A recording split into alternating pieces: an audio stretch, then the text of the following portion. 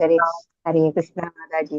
हरे जय श्री कृष्ण चैतन्य प्रभु नित्यानंद श्री गदाधर श्रीवासादि गौरभक्तवृंद। हरे कृष्ण हरे कृष्ण ഹരേ കൃഷ്ണ. എല്ലാവർക്കും हरे പ്രണാമം. कृष्ण जय कृष्ण माता जी। हरे कृष्ण माता जी। ഹരേ കൃഷ്ണ. എല്ലാവർക്കും പ്രണാമം. हरे कृष्ण माता जी। ശ്രീചൈതന്യമനോഭിഷ്ടം സ്ഥാപിതം येन भूतले स्वयं വന്ദേഹം ശ്രീഗുരോ ശ്രീയുത പദകമലം ശ്രീഗുരും വൈഷ്ണവാം ച ശ്രീരൂപം സാഗ്രജാതം സഗണരഘുനാഥാനിതം തം സജീവം സാദ്വൈതം സാവധൂതം പരിജനസഹിതം ശ്രീകൃഷ്ണ ചൈതന്യദേവം ശ്രീരാധാ കൃഷ്ണപാദാൻ സഗണലളിത ശ്രീവിശാഖാനിതം ച ഹേ കൃഷ്ണ കരുണാ സിന്ധോ ദീനബന്ധോ ജഗത്പദേ ഗോപേശ ഗോപികാ കാന്ത രാധാ കാന്ത നമോസ്തുതേ തപ്ത കാഞ്ചന ഗൗരാംഗി രാധേ വൃന്ദാവനേശ്വരി വൃഷഭാനുസുതേ ദേവി പ്രണമാമി ഹരിപ്രിയേ വാഞ്ചാകൽപതരുഭ്യശ്ച കൃപാ സിന്ധുഭ്യേവ ച പതിതാനാം പാവനേഭ്യോ വൈഷ്ണവേഭ്യോ നമോ നമഃ. നമാം വിഷ്ണുപാദായ കൃഷ്ണപ്രേഷ്ഠായ ഭൂതലേ ശ്രീമതേ ഭക്തിവേദാന്ത സ്വാമിനി നാമിനി. നമസ്തേ സാരസ്വതേ ദേവേ ഗൗരവാണി പ്രചാരിണേ നിർവിശേഷ ശൂന്യവാദി പാശ്ചാത്യദേശതാരിണി.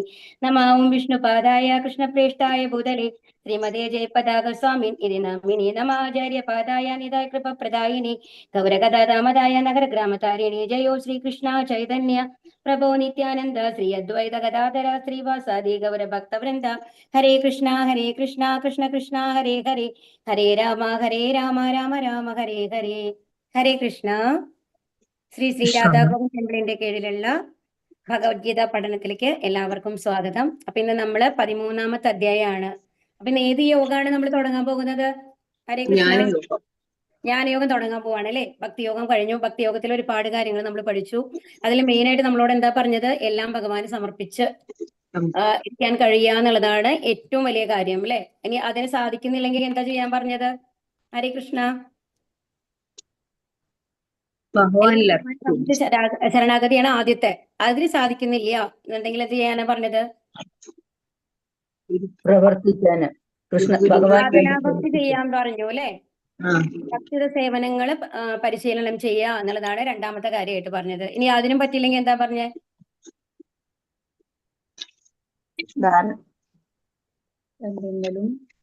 സേവനം ചെയ്യണം. ഭഗവാന് വേണ്ടിയിട്ട് സേവനം ചെയ്യാന്നുള്ളതാണ്. ഇനി അതിനും സാധിക്കുന്നില്ലെങ്കിലോ? കർമ്മഫലത്യാഗം, അതായത് നമ്മളുടെ കർമ്മങ്ങൾക്ക് ഫലം വെച്ചിക്കാണ്ടുള്ള പ്രവൃത്തികൾ ചെയ്യുക. അതിനും സാധിച്ചില്ലെങ്കിലാണ് എന്താണ് ഭഗവാൻ പറഞ്ഞത്? ജ്ഞാനാർജനം ചെയ്യൂ എന്നുള്ളതാണ് പറഞ്ഞത് അല്ലെ. അപ്പൊ ഇതൊക്കെയാണ് പറഞ്ഞത്. അപ്പോ ഇനി എന്താണ് നമ്മൾക്ക് ജ്ഞാന യോഗത്തിൽ പറയണേ നോക്കാം. ഇത് വീണ്ടും ഭഗവാൻ വന്നു കഴിഞ്ഞിട്ട് ആരാണ് നമ്മുടെ ആത്മാവ് എന്താണ്? ഹരേ കൃഷ്ണ. ദയവ് ചെയ്ത് എല്ലാവരും ഒന്ന് മ്യൂട്ടിലിരിക്കണം. അപ്പൊ ഇനി നമ്മുടെ ആത്മാവ് എന്താണ്, നമ്മുടെ പരമാത്മാവ് എന്താണ്, നമ്മളുടെ ബന്ധം എന്താണെന്നുള്ളതൊക്കെ നമ്മൾ 2ാമത്തെ അധ്യായത്തിൽ നമ്മൾ പഠിച്ചിരുന്നു അല്ലെ. കുറച്ചൊക്കെ നമ്മൾ ഒരു ഗ്ലിംസ് ആയിട്ട് നമ്മൾ 2ാമത്തെ അധ്യായത്തിൽ പഠിച്ചിരുന്നു. അത് വിസ്തരിച്ചിട്ട് നമ്മൾ പഠിക്കുകയാണ് ഈ അധ്യായത്തിൽ ചെയ്യുന്നത് കേട്ടോ. ഹരേ കൃഷ്ണ. ഹരേ കൃഷ്ണ. അപ്പൊ എന്താണ് പേര്? പ്രകൃതി, പുരുഷൻ, ക്ഷേത്രജ്ഞൻ. അപ്പൊ ഭഗവത്ഗീതയിലെ 5 വിഷയങ്ങൾ നമ്മൾ പറഞ്ഞിരുന്നു. ഓർമ്മയുണ്ടോ ആർക്കെങ്കിലും? ഭഗവത്ഗീത പ്രതിപാദിക്കുന്ന 5 വിഷയങ്ങൾ ആർക്കെങ്കിലും ഓർമ്മയുണ്ടോ? സായുജ്യം അതല്ല, അത് നമ്മൾ മുക്തികളല്ലേ. ഭഗവത്ഗീത പ്രതിപാദിക്കുന്ന 5 വിഷയങ്ങൾ എന്ന് പറഞ്ഞാൽ നമ്മൾ ഏറ്റവും ആദ്യത്തെ തുടങ്ങുമ്പോ നമ്മൾ പഠിച്ചിട്ടുണ്ടായിരുന്നു.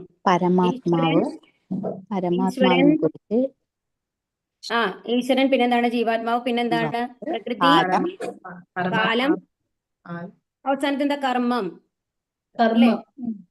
കർമ്മം. ഈ 5 കാര്യങ്ങളാണ് ഭഗവത്ഗീത പ്രതിപാദിക്കുന്ന വിഷയങ്ങളായിട്ട് നമ്മൾ പറഞ്ഞത്. അതെന്തൊക്കെയാണ് എന്നുള്ളതാണ് ഇവിടെ പഠിക്കാൻ പോകുന്നത്. പുരുഷൻ ആരാണ്, പ്രകൃതി ആരാണ്, ക്ഷേത്രജ്ഞൻ ആരാണ് എന്നുള്ളതൊക്കെ നമ്മൾ പഠിക്കാൻ പോവുകയാണ് കേട്ടോ. അതിൽ കർമ്മം എങ്ങനെ ബന്ധപ്പെട്ട് വരുന്നു എന്നുള്ള കാര്യങ്ങളൊക്കെയാണ് നമ്മൾ ഈ അധ്യായത്തിൽ പഠിക്കാൻ പോകുന്നത്.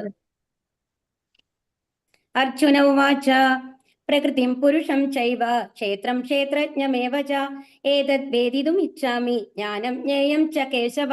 അർജുനൻ പറഞ്ഞു, അല്ലയോ പ്രിയപ്പെട്ട കൃഷ്ണ, പ്രകൃതി, പുരുഷൻ, ക്ഷേത്രം, ക്ഷേത്രജ്ഞൻ, ജ്ഞാനം, ജ്ഞാനത്തിന് വിഷയീഭവിക്കുന്നത്, ഇവയെക്കുറിച്ചെല്ലാം അറിയാൻ എനിക്ക് ആഗ്രഹമുണ്ട് എന്നാണ് ആര് പറയുന്നത്? അർജുനൻ പറയുന്നത്. അപ്പൊ എന്തിനെ കുറിച്ചിട്ടൊക്കെ അറിയണം എന്നാ പറയുന്നത്? പ്രകൃതി, പുരുഷൻ, ക്ഷേത്രം, ക്ഷേത്രജ്ഞൻ, ജ്ഞാനം, ജ്ഞാനത്തിന് വിഷയീഭവിക്കുന്നത്. ഇവയെ കുറിച്ചെല്ലാം അറിയാൻ ആഗ്രഹമുണ്ട് എന്നാണ് ഇവിടെ ആര് പറയുന്നത്? അർജുനൻ പറയുന്നത്. പ്രകൃതി, പുരുഷൻ, ക്ഷേത്രം, ക്ഷേത്രജ്ഞൻ, ജ്ഞാനം, ജ്ഞാനവിഷയം എന്നിവയെ കുറിച്ച് അറിയാൻ ആഗ്രഹിക്കുകയാണ് അർജുനൻ. ഈ ശരീരമാണ് ക്ഷേത്രം എന്ന് പറയപ്പെടുന്നത്. അപ്പൊ എന്താണ് ക്ഷേത്രം? ശരീരമാണ് ക്ഷേത്രം. നമ്മൾ ക്ഷേത്രം എന്ന് സാധാരണ എന്തിനാണ് പറയാറ്? ഹരേ കൃഷ്ണ. അമ്പലാണ്. എന്തുകൊണ്ടാണ് അമ്പലത്തിന് ക്ഷേത്രം എന്ന് പറയുന്നത്? അവിടെ ഭഗവാൻ ഇരിക്കുന്നുണ്ട്. ആ ഭഗവാൻ അവിടെ ഉള്ളത് കൊണ്ട്. അപ്പൊ ഭഗവാൻ ഇരിക്കുന്ന സ്ഥലമാണ് ക്ഷേത്രം. മനസ്സിലാവുണ്ടോ പറയണത്? അപ്പൊ നമ്മളുടെ ശരീരം എന്തുകൊണ്ടാണ് ക്ഷേത്രം? നമ്മുടെ ഉള്ളിൽ ഭഗവാനുണ്ട്. എല്ലാവരുടെ ഹൃദയത്തിലും പരമാത്മാ രൂപത്തിൽ ഭഗവാനുണ്ട് അല്ലെ? അതുകൊണ്ടാണ് ആ ക്ഷേത്രം എന്ന് പറയുന്നത്. അപ്പൊ നമ്മള് ഒരു ക്ഷേത്രത്തിന് എങ്ങനെയാണ് വെക്കുക? അത്രയും ശുദ്ധമായിട്ടാണ് വെക്കുക അല്ലെ? നമ്മളെ വീട് മാതിരി എന്താണ് സാധനങ്ങളൊക്കെ നിരത്തി പിടിച്ച് അങ്ങനെയൊന്നല്ല. നമ്മൾ ക്ഷേത്രം എന്ന് പറഞ്ഞാൽ എപ്പോഴും ഭഗവാന്റെ ഒരു പൂജ ചിട്ടയോടുകൂടി നടക്കുന്നുണ്ടായിരിക്കും അല്ലെ? എല്ലാം അവര് അവിടെ പൂജിക്കുന്ന പൂജാരി ആവട്ടെ അത്രയും ശുദ്ധമായിട്ടാണ് പൂജകളൊക്കെ ചെയ്യുക, പ്രസാദം ഉണ്ടാക്കുക, നമ്മൾക്ക് പ്രസാദം തരിക, എല്ലാം അത്രയും ശുദ്ധമായിട്ട്. അപ്പൊ നമ്മൾ എങ്ങനെയാണ് ഒരു അമ്പലത്തിലേക്ക് പോകുമ്പോൾ പോവുക? കുളിച്ച് ശുദ്ധമായി എന്താണ് കഴുകി ഉണക്കിയ വസ്ത്രങ്ങളൊക്കെ ധരിച്ചിട്ടാണ് നമ്മൾ ഒരു അമ്പലത്തിൽ പോവുക അല്ലെ? നമ്മൾ ദേഹത്തിനും മനസ്സിനും ശുദ്ധിയോട് കൂടിയിട്ടാണ് നമ്മൾ അമ്പലത്തിലേക്ക് പോകുന്നത്, ഒരമ്പലത്തിലേക്ക് പോകുമ്പോൾ. അപ്പോ നമ്മളുടെ ഹൃദയത്തിൽ നമ്മുടെ ഭഗവാൻ ഉണ്ടെന്നുണ്ടെങ്കിൽ നമ്മളുടെ ദേഹത്തിന് ആ ദേഹമാണ് നമ്മുടെ ക്ഷേത്രം എന്ന് പറയുന്നത്. ആ ക്ഷേത്രത്തിന് നമ്മൾ എങ്ങനെ വെക്കണം? അത്രയും ശുദ്ധമായിരിക്കണം. നമ്മൾക്ക് മനസ്സിലാക്കണം. അതാണ് ഇവിടെ ഇതിൽ ഈ അദ്ദേഹം നമ്മളെ പഠിപ്പിക്കുന്നത്. ശരിക്കും ഈ ശരീരമാണ് ക്ഷേത്രം എന്ന് പറയുന്നത്. ഇനി ഈ ക്ഷേത്രത്തിനെ അറിയുന്ന ആളാരാണ്? ക്ഷേത്രജ്ഞൻ. അപ്പൊ ഈ ക്ഷേത്രത്തിനെ അറിയുന്ന ആളെയാണ് ക്ഷേത്രജ്ഞൻ എന്ന് പറയുന്നത്. അപ്പൊ നമ്മുടെ പുറത്തുള്ള ശരീരമാണ് ക്ഷേത്രം എന്ന് പറയുന്നത്. ഓക്കെ, മനസ്സിലാവുണ്ടോ? അത് നമ്മളൊരു അമ്പലം മാതിരി മനസ്സിൽ വെച്ചോളൂ. അതിന്റെ ഉള്ളിലെ മൂർത്തി ആരാണ്? ഭഗവാനാണ് അല്ലെ? അപ്പൊ ഇവിടെ നമ്മുടെ ഉള്ളിൽ ആരാണുള്ളത്? നമ്മൾ ആ ക്ഷേത്രത്തിനെ അറിയുന്നത് ആരാണ്? നമ്മുടെ ആത്മാവ്. അത് ഭഗവാന്റെ അംശം തന്നെയാണ് അല്ലെ? നമ്മുടെ ശരീരത്തിനെ കുറിച്ച് പൂർണ്ണമായും അറിയുന്ന ആളാരാണ്? നമ്മുടെ ആത്മാവാണ്. അപ്പൊ ഈ ആത്മാവാണ് ക്ഷേത്രജ്ഞൻ എന്ന് പറയുന്നത്. ബദ്ധനായ ആത്മാവിന്റെ കർമ്മവേദിയാണ് ശരീരം. അതാണ്. അപ്പൊ ആത്മാവാണ് ക്ഷേത്രജ്ഞൻ. അപ്പൊ ആ ആത്മാവിനാണ് അവൻ നമ്മുടെ ശരീരത്തിൽ, ഒരാളുടെ ആത്മാവിനാണ് അയാളുടെ ശരീരത്തിന്. ഞാൻ എന്ന് പറയുന്നത് ശരിക്കും ആത്മാവാണ്. ആ ആത്മാവിനാണ് നമ്മുടെ ശരീരത്തെ കുറിച്ച് പൂർണ്ണമായിട്ടും അറിയുന്നത് അല്ലെ? അപ്പൊ എന്താണ്? ആ ആത്മാവിന്റെ കർമ്മവേദിയാണ്. ആ ആത്മാവിന് എങ്ങനെയാണ് പ്രവർത്തിക്കാൻ സാധിക്കുക? നമ്മുടെ ഉള്ളിൽ ആത്മാവ് എങ്ങനെയാണ് പ്രവർത്തിക്കുക? നമ്മൾക്ക് എന്ത് ചെയ്യണം എന്തെങ്കിലും എന്ത് വേണം? ശരീരം വേണം അല്ലെ? ശരീരം ഇല്ലാണ്ട് ആത്മാവിന് പ്രവർത്തിക്കാൻ പറ്റുമോ? ഇല്ല. നമ്മുടെ ആത്മാവ് പ്രവർത്തിക്കുന്നത് ഏത് ശരീരമാണോ ലഭിക്കുന്നത് ആ ശരീരത്തിനനുസരിച്ചാണ് നമ്മൾ പ്രവർത്തിക്കുന്നത് അല്ലെ? അതാണ് ഇവിടെ പറയുന്നത്. ബദ്ധനായ ആത്മാവാണ് ക്ഷേത്രജ്ഞൻ. ആ ക്ഷേത്രജ്ഞന്റെ കർമ്മവേദിയാണ് ആര്? ശരീരം. ആ ശരീരത്തിനെയാണ് എന്ത് പറയുന്നത്? ക്ഷേത്രം എന്ന് പറയുന്നത്. മനസ്സിലായോ? ക്ഷേത്രജ്ഞന് മനസ്സിലായില്ലേ? ഇനി ബദ്ധജീവാത്മാവ് ഭൗതികതയിൽ കുടുങ്ങിക്കിടക്കുന്നു. ആ ഭൗതിക പ്രകൃതിയെ കീഴടക്കാൻ ശ്രമിക്കുകയും ചെയ്യുന്നു. ഇങ്ങനെ പ്രകൃതിക്ക് മേൽ ആധിപത്യം സ്ഥാപിക്കാൻ എത്രമാത്രം കഴിവുണ്ട് എന്നതിനെ ആശ്രയിച്ച് അയാൾക്കൊരു കർമ്മവേദി ലഭിക്കും. ആ പ്രവർത്തന മണ്ഡലമാണ് ശരീരം. അപ്പൊ ഇവിടെ എന്താ പറയുന്നത്? എന്താണ്? നമ്മളുടെ ശരീരം മുഴുവൻ ഭൗതികതയിൽ മുടുങ്ങിക്കിടക്കണം. കാരണം നമ്മൾക്ക് ഭൗതികമായ ആഗ്രഹങ്ങളാണ് ഉള്ളത് അല്ലെ? എന്താണ് നമ്മുടെ വീട്, അതിനോടുള്ള അറ്റാച്ച്മെന്റ്, അതുപോലെ തന്നെ നമ്മുടെ ഫാമിലി, നമ്മുടെ കുടുംബം അല്ലെ? അതുപോലെ ഭർത്താവോ ഭാര്യയോ അമ്മയോ അച്ഛനോ അങ്ങനെയുള്ള ബന്ധങ്ങള്, അതിനോട് അറ്റാച്ച്ഡ് ആയിട്ടാണ് നമ്മൾ ഇരിക്കുന്നത്. അതുമായി ബന്ധപ്പെട്ടിട്ടാണ് എല്ലാവരും ഞാൻ എന്ന് അറിയുന്നത് അല്ലെ? ഇന്ന ആളുടെ മകൻ, ഇന്ന ആളുടെ മകൾ, അങ്ങനെ നമ്മൾ അറിയപ്പെടുന്നു. അല്ലെങ്കിൽ ഇന്ന ആളുടെ ഭാര്യ, അല്ലെങ്കിൽ ഇന്ന ആളുടെ ഭർത്താവ് എന്ന് അറിയപ്പെടുന്നു. ഇന്ന മക്കളുടെ അമ്മ, അല്ലെങ്കിൽ അവരുടെ മക്കളാണ് എന്നുള്ള ലെവലിൽ നമ്മൾ അറിയപ്പെടുന്നു. അങ്ങനെയാണ് നമ്മളൊരു ഐഡന്റിറ്റി ഉണ്ടാക്കിയിട്ടുള്ളത് അല്ലെ? അതാണ്. അപ്പൊ നമ്മുടെ ശരീരത്തിനെ വെച്ചിട്ടാണ് നമ്മളൊരു ഐഡന്റിറ്റി ഉണ്ടാക്കുന്നത്. അപ്പൊ ഈ ഭൗതിക പ്രകൃതിയെ കീഴടക്കാൻ ശ്രമിക്കുക. അപ്പൊ നമ്മൾ എന്താ ചെയ്യുന്നത്? ഈ ഭൗതിക പ്രകൃതിയെ കീഴടക്കാൻ എന്ന് പറഞ്ഞാൽ നമ്മൾക്ക് എല്ലാം വേണം. നമ്മൾക്ക് ഒരു വീട്, ഒരു ചെറിയ വീട് നമ്മൾ ഉണ്ടാക്കിയെന്ന് വിചാരിക്കൂ. നമ്മൾക്ക് നല്ലൊരു ജോലി കിട്ടി, നമ്മൾ കുറച്ച് സമ്പാദിക്കുമ്പോൾ നമ്മൾ എന്താ വിചാരിക്കുന്നത്? അടുത്ത് കുറച്ചും കൂടി സ്ഥലം വാങ്ങണം, കുറച്ചും കൂടി വലിയ വീട് കെട്ടണം. എല്ലാവർക്കും ആഗ്രഹമാണോ അല്ലയോ? അല്ലേ? ഇങ്ങനത്തെ ആഗ്രഹം എല്ലാവർക്കും അല്ലേ? കുറച്ചും കൂടി നന്നാവണം, കുറച്ചും കൂടി സ്ഥലം വാങ്ങണം, അല്ലെങ്കിൽ ഒരു ഫ്ലാറ്റ് വാങ്ങണം, അങ്ങനെ കുറെ കാര്യങ്ങൾ നമ്മൾ പ്ലാൻ ചെയ്യാറുണ്ട് അല്ലെ? അല്ലെങ്കിൽ നല്ലൊരു വാഹനം വാങ്ങണം. ഇതൊക്കെ നമ്മൾ പ്ലാൻ ചെയ്യാറുണ്ട്. അപ്പൊ ഇതാണ് ഭൗതിക പ്രകൃതിയെ കീഴടക്കാൻ ശ്രമിക്കുകയാണ് എന്ന് നമ്മൾ പറയുന്നത്. കാരണം നമ്മുടെ ആവശ്യത്തിന് മാത്രമുള്ള കാര്യങ്ങളല്ല നമ്മൾ സ്വീകരിക്കുന്നത്. അതിനേക്കാളും എത്രയോ മേലെയുള്ള കുറെ കാര്യങ്ങളാണ് നമ്മൾ സ്വീകരിക്കുന്നത് അല്ലെ? നമുക്ക് വേണം തോന്നുന്നത്. അതാണ് ഭൗതിക പ്രകൃതിയെ കീഴടക്കാൻ ശ്രമിക്കുകയാണ് നമ്മൾ ചെയ്യുന്നത് ഇവിടെ ഇരുന്നിട്ട്. ഓക്കെ, ഇങ്ങനെ പ്രകൃതിക്ക് മേൽ ആധിപത്യം സ്ഥാപിക്കാൻ എത്രമാത്രം കഴിവുണ്ട് എന്നതിനെ ആശ്രയിച്ച് അയാൾക്ക് ഒരു കർമ്മവേദി ലഭിക്കും. അപ്പൊ നമ്മളുടെ ആഗ്രഹങ്ങൾക്ക് അനുസരിച്ചിട്ടാണ് നമ്മൾക്കൊരു ദേഹം ഭഗവാൻ തരുന്നത് എന്നാണ് പറയുന്നത്. ഇതിനു മുമ്പത്തെ ജന്മത്തിൽ നമ്മൾ മരിക്കുമ്പോൾ നമ്മുടെ ആഗ്രഹങ്ങൾ എന്തൊക്കെയായിരുന്നു, നമ്മൾക്ക് എങ്ങനത്തെ ശരീരം വേണം, എങ്ങനത്തെ കർമ്മങ്ങളാണ് നമ്മൾ ചെയ്തിരുന്നത്, അതിനനുസരിച്ചിട്ടാണ് നമ്മൾക്ക് എന്ത് ലഭിക്കുന്നത്, ഒരു ശരീരം ലഭിക്കുന്നത്. അപ്പൊ നമ്മളോട് പറഞ്ഞു അല്ലെ, നമ്മൾ 2ാമത്തെ അധ്യായത്തിൽ ഒരു ശ്ലോകം പഠിച്ചിരുന്നു. ഏതാണ് ഓർമ്മയുണ്ട് ആർക്കെങ്കിലും? വാസാംസി ജീർണാനി യഥാ വിഹായ നവാനി ഗൃഹ്ണാതി നരോപരാണി തഥാ ശരീരാണി വിഹായ ജീർണ അന്യാനി സംയാതി നവാനി ദേഹി. എന്താ അതിൽ പറഞ്ഞത്? ഓർമ്മയുണ്ടോ ആർക്കെങ്കിലും? നമ്മള് ഒരു വസ്ത്രം പഴകുമ്പോ അതിനെ ഉപേക്ഷിക്കുന്നത് പോലെ നമ്മുടെ ശരീരം ജീർണിച്ചു കഴിയുമ്പോൾ ആ ശരീരത്തിനെ ഉപേക്ഷിച്ച് ആത്മാവ് പുതിയൊരു ശരീരത്തിലേക്ക് പോകുന്നു. മനസ്സിലായില്ലേ? അത് നമ്മൾ പഠിച്ചതാണ്, 2ാമത്തെ അധ്യായത്തിൽ പഠിച്ചു. എന്നിട്ട് അത് എങ്ങനത്തെ ശരീരത്തിലേക്കാണ് പോകുന്നത് എന്നുള്ളതാണ് ഇവിടെ പറയുന്നത്. എങ്ങനെയാണ് അത്, എങ്ങനെയാണ് നമുക്ക് അടുത്ത ശരീരം കിട്ടുന്നത്? നമ്മുടെ പ്രകൃതിക്ക് മേൽ ആധിപത്യം സ്ഥാപിക്കാൻ എത്രത്തോളം കഴിവുണ്ട്, അതായത് നമ്മുടെ ആഗ്രഹങ്ങൾ എന്താണ് നമ്മൾ സാധിക്കാൻ ആഗ്രഹിക്കുന്നത്, അതിനനുസരിച്ചുള്ള ഒരു ശരീരമാണ് നമ്മൾക്ക് ലഭിക്കുന്നത്. അപ്പൊ അതിന്റെ ആ പ്രവർത്തന മണ്ഡലമാണ് ശരീരം എന്ന് പറയുന്നത്. ശ്രീ ഭഗവാനുവാച ഇദം ശരീരം കൗന്ദേയ ക്ഷേത്രമിത്യഭിധീയതേ ഏതദ്യോ വേതി ത്രം പ്രാഹു ക്ഷേത്രജ്ഞ ഇതി തദ്വിദഃ. പരമദിവ്യോത്തമ പുരുഷൻ പറഞ്ഞു, കുന്തിപുത്ര, ഈ ശരീരം ക്ഷേത്രം എന്ന് അറിയപ്പെടുന്നു. ഇതിനെ അറിയുന്നവൻ ക്ഷേത്രജ്ഞനും അത്രേ. ഇതെല്ലാവർക്കും മനസ്സിലായില്ലേ? നമ്മുടെ ശരീരമാണ് ക്ഷേത്രം, അതിനെ അറിയുന്ന അതിന്റെ ഉള്ളിലുള്ള ആത്മാവാണ് ക്ഷേത്രജ്ഞൻ എന്ന് പറയുന്നത്. ഇനി അപ്പൊ ഇവിടെ കണ്ടോ, ഇവിടെ പരമാത്മാ രൂപത്തില് ഭഗവാനുണ്ട്. ഇതിന്റെ ഉള്ളില് അത് കണ്ടു, പരമാത്മാ രൂപത്തിലുള്ള ഭഗവാനെയാണ് കാണിക്കുന്നത്. ഇവിടെ 2 പക്ഷികളുണ്ട് അല്ലെ, ഒരു മരത്തിൽ 2 പക്ഷികളെ കാണുന്നില്ലേ? അതിൽ ആദ്യത്തെ പക്ഷി എന്താ ചെയ്യുന്നത്? ഫലങ്ങളൊക്കെ കൊത്തി കഴിക്കുക, പറക്കല്ല, അവിടെ ഏതോ കൊത്തി കഴിക്കാൻ ശ്രമിക്കല്ലേ ചെയ്യണം. നന്നായി നോക്കി നോക്കൂ. ആ മരത്തിലുള്ള ഫലങ്ങൾ കഴിക്കാനായിട്ട് നോക്കുകയാണ് ചെയ്യണത് ആദ്യത്തേത്. ഓക്കെ, 2ാമത്തെ പക്ഷിയാണെങ്കിൽ ഒന്നും ചെയ്യാണ്ട് എന്താണ് ഈ ആദ്യത്തെ പക്ഷി ചെയ്യണേ നോക്കിക്കൊണ്ടിരിക്കുകയാണ് അല്ലെ.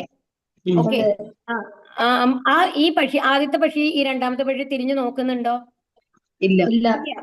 എന്തിലാണ് മുഴുകിയിരിക്കുന്നത്? ആ ഫലങ്ങൾ കഴിക്കുന്നതിനാണ് മുഴുകിയിരിക്കുന്നത്. മനസ്സിലാവുണ്ടോ പറയണത്? അപ്പൊ ഇവിടെ നമ്മൾക്ക് പറഞ്ഞു തരികയാണ്, നമ്മളുടെ ഉള്ളില് ഇപ്പൊ ക്ഷേത്രജ്ഞൻ എന്ന് പറയുന്നത് ആരാണെന്നാണ് നമ്മളോട് പറഞ്ഞത്? നമ്മുടെ ആത്മാവാണെന്ന് പറഞ്ഞു. പക്ഷേ ആത്മാവിനെ പോലെ തന്നെ നമ്മുടെ ശരീരത്തിനെ അറിയുന്ന വേറൊരാളും കൂടി നമ്മുടെ ഹൃദയത്തിലുണ്ട്. അതാരാണ്? ഭഗവാൻ, പരമാത്മാ രൂപത്തിലുള്ള ഭഗവാൻ അല്ലേ? ഭഗവാൻ അറിയാം. പക്ഷെ എന്താണ് ഭഗവാന്റെ പ്രത്യേകത? ആ ഭഗവാന് നമ്മളെ അറിയാം, ശരി, സമ്മതിച്ചു. നമ്മളെ പോലെ തന്നെ നമ്മുടെ മുമ്പിലുള്ള ഒരാളെ പറ്റിയിട്ടും അറിയും. കറക്റ്റ് അല്ലേ? എല്ലാവരുടെ ഉള്ളിലും പരമാത്മാ രൂപത്തിൽ ഭഗവാൻ ഉള്ളത് കൊണ്ട് ആ ഭഗവാന് എല്ലാ ജീവികളെ പറ്റിയും അറിയും അല്ലെ. എന്നാൽ നമ്മുടെ ആത്മാവിന് എല്ലാ ജീവികളെ പറ്റിയിട്ടും അറിയോ? ഇല്ല. അപ്പൊ ആത്മാവും പരമാത്മാവും തമ്മിലുള്ള വ്യത്യാസം എന്താണ്? ആത്മാവിന് ഏത് ശരീരത്തിലാണോ ഇരിക്കുന്നത് ആ ശരീരത്തിനെ കുറിച്ച് മാത്രമാണ് അറിയുള്ളൂ. കഴിഞ്ഞ ജന്മത്തിൽ ഉണ്ടായിരുന്ന ശരീരത്തെ പോലും നമ്മൾക്ക് അറിയില്ല. ഓക്കെ, അപ്പൊ ഈ ജന്മത്തിൽ നമ്മൾക്ക് എന്താണോ ശരീരം കിട്ടിയത് ആ ശരീരത്തിനെ കുറിച്ച് അറിയാം. എന്നാൽ നമ്മുടെ ഉള്ളിലുള്ള പരമാത്മാവിന് ഈ ലോകത്തിൽ, ഈ പ്രപഞ്ചത്തിലുള്ള എല്ലാ ജീവികളെ കുറിച്ചിട്ടും അറിയാം. കാരണം അതേ പരമാത്മാവ് തന്നെയാണ് എല്ലാവരുടെ ഉള്ളിലും ഹൃദയത്തിലും ഉള്ളത്.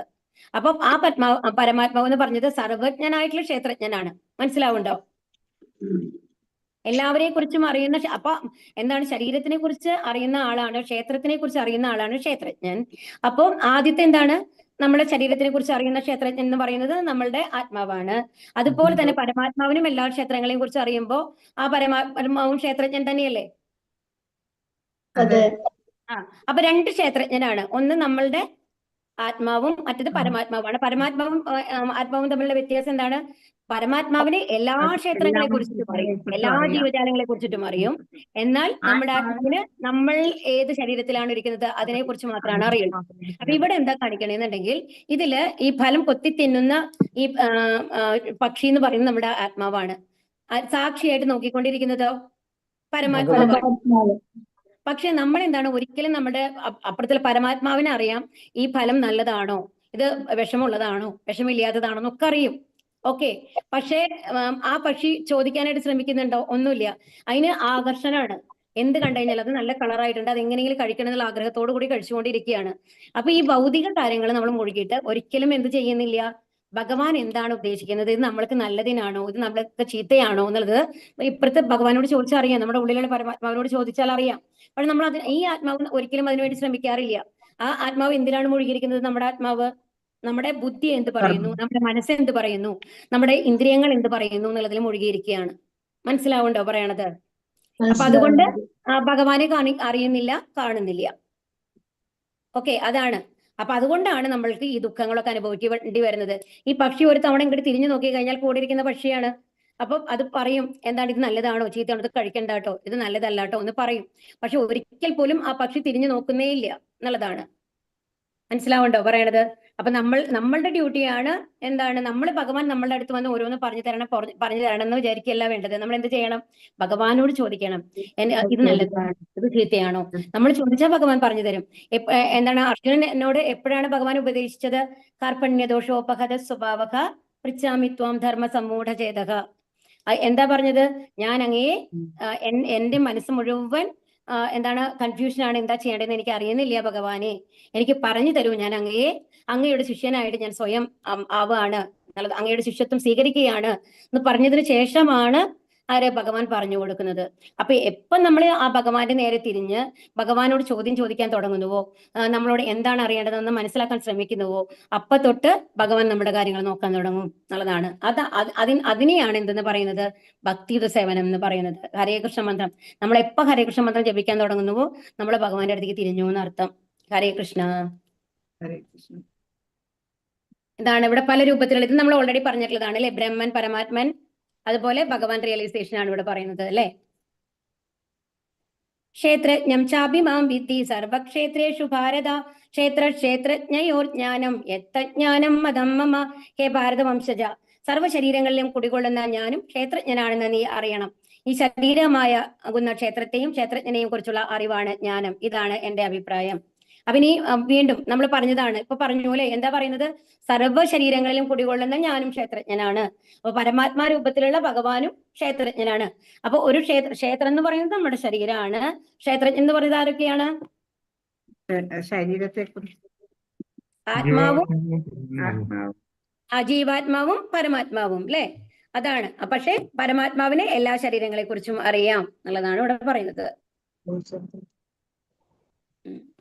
അത് ഭഗവാൻ പറയുന്ന ഒരു ശ്ലോകം ഉണ്ട്, സർവസ്യ ചാഹം കൃതി സന്നിവിഷ്ടോ മത്ത പരജ്ഞാനമപോഹനം ച വേദൈശ്ച സർവൈ അഹമേദ്യവേഭ്യോ. സോറി, എനിക്ക് പെട്ടെന്ന് തെറ്റിട്ടോ, സോറി. സർവസ്യ ചാഹം ഹൃദി സന്നിവിഷ്ടോ എന്നുള്ളതാണ് ആ ശ്ലോകം. അപ്പൊ അതിൽ എന്താ പറയുന്നത് എന്നുണ്ടെങ്കിൽ ഭഗവാൻ പറയുകയാണ്, സർവസ്യ ചാഹം ഹൃദി സന്നിവിഷ്ടോ മത്ത പരജ്ഞാനം അബോഹനം ച. എല്ലാവരുടെ ഹൃദയത്തിലും കുടികൊള്ളുന്ന ഭഗവാനാണ് ഞാൻ, പരമാത്മാവാണ് ഞാൻ. വേദൈശ്ച സർവൈ അഹമേദ്യ വേദ്യോ എന്നാണ് പറയുന്നത്. അപ്പൊ ഓരോരുത്തരിലും ആരുണ്ട്? ഭഗവാനുണ്ട്. എല്ലാ ജീവജാലങ്ങളിലും, അത് മരമാവട്ടെ, മനുഷ്യനാകട്ടെ, മൃഗമാവട്ടെ, ഞാൻ അവരുടെ ഉള്ളിലൊക്കെ എന്തായിട്ട് സ്ഥിതി ചെയ്യുന്നു എന്നാണ് ഭഗവാൻ ഇവിടെ പറയുന്നത്? പരമാത്മാവായിട്ട്. സർവസ്യ ചാഹം ഹൃദി സന്നിവിഷ്ടോ, ഞാൻ എല്ലാവരുടെ ഹൃദയത്തിലും ഞാനുണ്ട്. എന്ത് രൂപത്തില്? പരമാത്മാവായിട്ട് എന്ന് പറയാണ് കേട്ടോ ഇവിടെ ഭഗവാൻ. അപ്പൊ ഓരോ ശരീരത്തിലും കുടികൊള്ളുന്ന ക്ഷേത്രജ്ഞൻ ഞാനാണ്. അതാണ് അപ്പൊ ഭഗവാൻ പറയുന്നത്. ഈ ശ്ലോകം തന്നെ വീണ്ടും റിപ്പീറ്റ് ചെയ്തൊക്കെയാണ് ഇവിടെ. എല്ലാവരുടെ ഉള്ളിലും എല്ലാതും അറിയുന്നത് ഞാനും എന്ന് പറയാ. ക്ഷേത്രജ്ഞൻ എന്ന് പറഞ്ഞു കഴിഞ്ഞാൽ എന്താണ്? ക്ഷേത്രത്തിനെ കുറിച്ച് അറിവുള്ളവൻ. സർവജ്ഞൻ എന്ന് പറഞ്ഞു കഴിഞ്ഞാൽ എല്ലാ അറിവുമുള്ളവൻ എന്നാണ് അർത്ഥം. അപ്പൊ ഈ പരമാത്മാവ് എന്ന് പറയുന്നത് സർവജ്ഞനാണ്, എല്ലാവരെ കുറിച്ചും അറിവുള്ളവനാണ് എന്നുള്ളതാണ് പറയുന്നത്. പരമാത്മാവായി ഒരു വ്യക്തിക്ക് സ്വശരീരത്തെ കുറിച്ച് മാത്രമേ അറിയൂ, മറ്റുള്ളവരുടെ ശരീരത്തെ കുറിച്ച് അറിഞ്ഞുകൂടാ. സർവ്വ ശരീരങ്ങളിലും പരമാത്മാവായി വാഴുന്ന ഭഗവാനാവട്ടെ എല്ലാ ശരീരങ്ങളെ കുറിച്ചും തികച്ചും അറിയാം. അപ്പൊ ഈ ഭഗവാന്റെ പ്രത്യേകത എന്താണ്? എല്ലാ ശരീരങ്ങളെ കുറിച്ചും അറിയാം അല്ലെ. ഇനി 5 മഹാഭൂതങ്ങൾ, മിഥ്യാഹങ്കാരങ്ങൾ, ബുദ്ധി, അത് നിങ്ങൾക്ക് അറിയുന്നതാണ് അല്ലെ. നമ്മളുടെ 7 ഭൂമിരാപ്പോ നലോ വായു ഖം മനോ ബുദ്ധിരേവച അഹങ്കാരം ഇതീയമ്മേ ഭിന്നാ പ്രകൃതിർ അഷ്ടത. ഈ പ്രകൃതിയുടെ 8 ഘടകങ്ങൾ ഏതൊക്കെയാണ് നമ്മൾ ഇതിനു മുമ്പ് പഠിച്ചിട്ടുണ്ടായിരുന്നു. ഏതൊക്കെയാണ്? ഏതൊക്കെയാ? വിദ്യാഹങ്കാരം, ബുദ്ധി, അല്ല, മഹാഭൂതങ്ങൾ എന്ന് പറയുമ്പോ അഹങ്കാരം ഒന്നും വരില്ല അതില്. ഏതാണ് മഹാഭൂതങ്ങള്? ഭൂമി, അഗ്നി, വായു, ആകാശം, ആകാശം, വായു, ആ സൂര്യനല്ല, ആകാശം. ജലം, ആകാശം. ഭൂമി, ഭൂമിർ ആപ്പോ അനലോ വായു കം എന്നാണ് പറയുന്നത്. ഭൂമി എന്ന് പറയുന്നത് ഭൂമി, ആപ്പോ എന്ന് പറയുന്നത് ജലം, ഭൂമിരാപ്പോ അനലോ, അനലോ എന്ന് പറയുന്നത് അഗ്നി ആണ്. പിന്നെ എന്താണ് വായു, പിന്നെ കം എന്ന് പറയുന്നതാണ് ഈ ആകാശം എന്ന് പറയുന്നത് കേട്ടോ. ആകാശം. മനസ്സിലാവുണ്ടോ? ഭൂമി, ജലം, അഗ്നി, വായു, ആകാശം, ഇതാണ് മഹാഭൂതങ്ങൾ. മഹാഭൂതങ്ങൾ എന്ന് പറയുന്നത് എന്തുണ്ടാക്കിയിട്ടുള്ളത്? അതുകൊണ്ട് എന്താണ് ഉണ്ടാക്കിയിട്ടുള്ളത്? പഞ്ചഭൂതങ്ങളല്ലേ? ആ പഞ്ചമഹാഭൂതങ്ങൾ അത് തന്നെയാണ് പ്രഭു. അതുകൊണ്ട് നമ്മുടെ എന്താ ഉണ്ടാക്കിയിട്ടുള്ളത്? നമ്മുടെ പുറത്ത് കാണുന്ന നമ്മുടെ സ്ഥൂല ശരീരം എന്ന് പറയുന്നത്. അതിന്റെ ഉള്ളിലുള്ള ശരീരത്തിന് എന്താ പറയാ? ആത്മാവ്. അല്ല, ഉള്ളിലുള്ള ശരീരത്തിന് എന്താ പറയുന്നത്? സൂക്ഷ്മ ശരീരം. സൂക്ഷ്മ ശരീരം, സട്ടിൽ ബോഡി എന്ന് പറയും. ഗ്രോസ് ബോഡി, സട്ടിൽ ബോഡി എന്നാണ് ഇംഗ്ലീഷിൽ പറയുക. അതിൽ സൂക്ഷ്മ ശരീരം എന്നാണ്. ആ സൂക്ഷ്മ ശരീരം ഉണ്ടാക്കിയിട്ടുള്ളതാണ് എന്ത്? പഞ്ചഭൂതങ്ങളാണ്. മനസ്സ്, ബുദ്ധി, മിഥ്യാഹങ്കാരം. ഉള്ളിലത്തെ ശരീരം ഉണ്ടാക്കിയിട്ടുള്ളതാണ് മനസ്സ്, ബുദ്ധി, മിഥ്യാഹങ്കാരം എന്ന് പറയുന്നത് കേട്ടോ. മേലത്തെ ശരീരം ഉണ്ടാക്കിയിട്ടുള്ളതാണ് ഈ ഭൂമി, വായു, ജലം, അഗ്നി, ആകാശം എന്നൊക്കെ പറയുന്നത്. ഈ 5 മഹാഭൂതങ്ങളാണ്. ഇനി അടുത്തത് എന്താണ്? അപ്പൊ ഇനിയും ഇത് ഇമ്പോർട്ടന്റ് ആയിട്ടുള്ള കാര്യമാണ്. ഇനി ഒരുപാട് തവണ വരുന്നത് ഒരു ക്വസ്റ്റ്യൻ ആണിത്. ഇനി അടുത്തത് എന്താണ് നമ്മൾക്കുള്ളത്? 10 ഇന്ദ്രിയങ്ങളുണ്ട്. ഏതൊക്കെയാണ് 10 ഇന്ദ്രിയങ്ങള്? മൂക്ക്, നാക്ക്, ത്വക്ക്, ചെവി, കണ്ണ്. അത് 5. അതിനെയാണ് ജ്ഞാനേന്ദ്രിയങ്ങൾ എന്ന് പറയുക. പിന്നെ കർമ്മേന്ദ്രിയങ്ങളുണ്ട് നമ്മൾക്ക്. അത് ഏതൊക്കെയാണെന്നുണ്ടെങ്കിൽ കയ്യ്, കാല്. ഓക്കെ, കൈ കൊണ്ട് കാല് കൊണ്ടല്ലേ നമ്മൾ പ്രവർത്തിക്കുന്നത്. പിന്നെ നമ്മുടെ ഉൽപാദനേന്ദ്രിയം ഉണ്ട്, ഉള്ളിൽ വരുന്നതാണ് പറയുന്നത്. പിന്നെ നമ്മളുടെ വിസർജ്യവസ്തുക്കൾ പോകുന്നത് അല്ലെ, അത് ഒരു ഇത് എന്ന് പറയും നമ്മളുടെ. അത് കഴിഞ്ഞിട്ട് പിന്നെ വരുന്നതാണ് നമ്മുടെ ശബ്ദം. ഈ 5 കാര്യങ്ങളാണ് നമ്മുടെ കർമ്മേന്ദ്രിയങ്ങളായിട്ട് പറയുക കേട്ടോ. 5. അപ്പൊ 5 കർമ്മേന്ദ്രിയങ്ങളുണ്ട് നമ്മൾക്ക്, 5 ജ്ഞാനേന്ദ്രിയങ്ങളുണ്ട്. അങ്ങനെയാണ് 10 ഇന്ദ്രിയങ്ങൾ ഇവിടെ കൊടുത്താണത്. അപ്പൊ ഇനി എന്താണ്? അത് കഴിഞ്ഞിട്ട് ബാക്കിയുള്ളതാണ് ഇവിടെ എന്ത് പറഞ്ഞിരിക്കുന്നത്? ഇവിടെ മനസ്സ് മാറ്റിയിട്ടാണ് കൊടുത്തിട്ടുള്ളത്. പിന്നെ 3 പ്രകൃതി ഗുണങ്ങളുണ്ട് അല്ലെ. 3 പ്രകൃതി ഗുണങ്ങൾക്ക് അനുസരിച്ചാണ് നമ്മുടെ ഓരോ ശരീരവും പ്രവർത്തിക്കുന്നത്. നമ്മൾ പഠിച്ചു കഴിഞ്ഞില്ലേ അത്. പിന്നെ എന്താണുള്ളത്? 5 ഇന്ദ്രിയ വിഷയങ്ങൾ. ഇന്ദ്രിയ വിഷയങ്ങൾ എന്തൊക്കെയാ? ഇന്ദ്രിയ വിഷയങ്ങൾ എന്ന് പറഞ്ഞു കഴിഞ്ഞാൽ കണ്ണുകൊണ്ട് നമ്മൾ എന്താ ചെയ്യുന്നത്? അല്ലെ, കാഴ്ച, കേൾവി, ശബ്ദം, സ്പർശനം,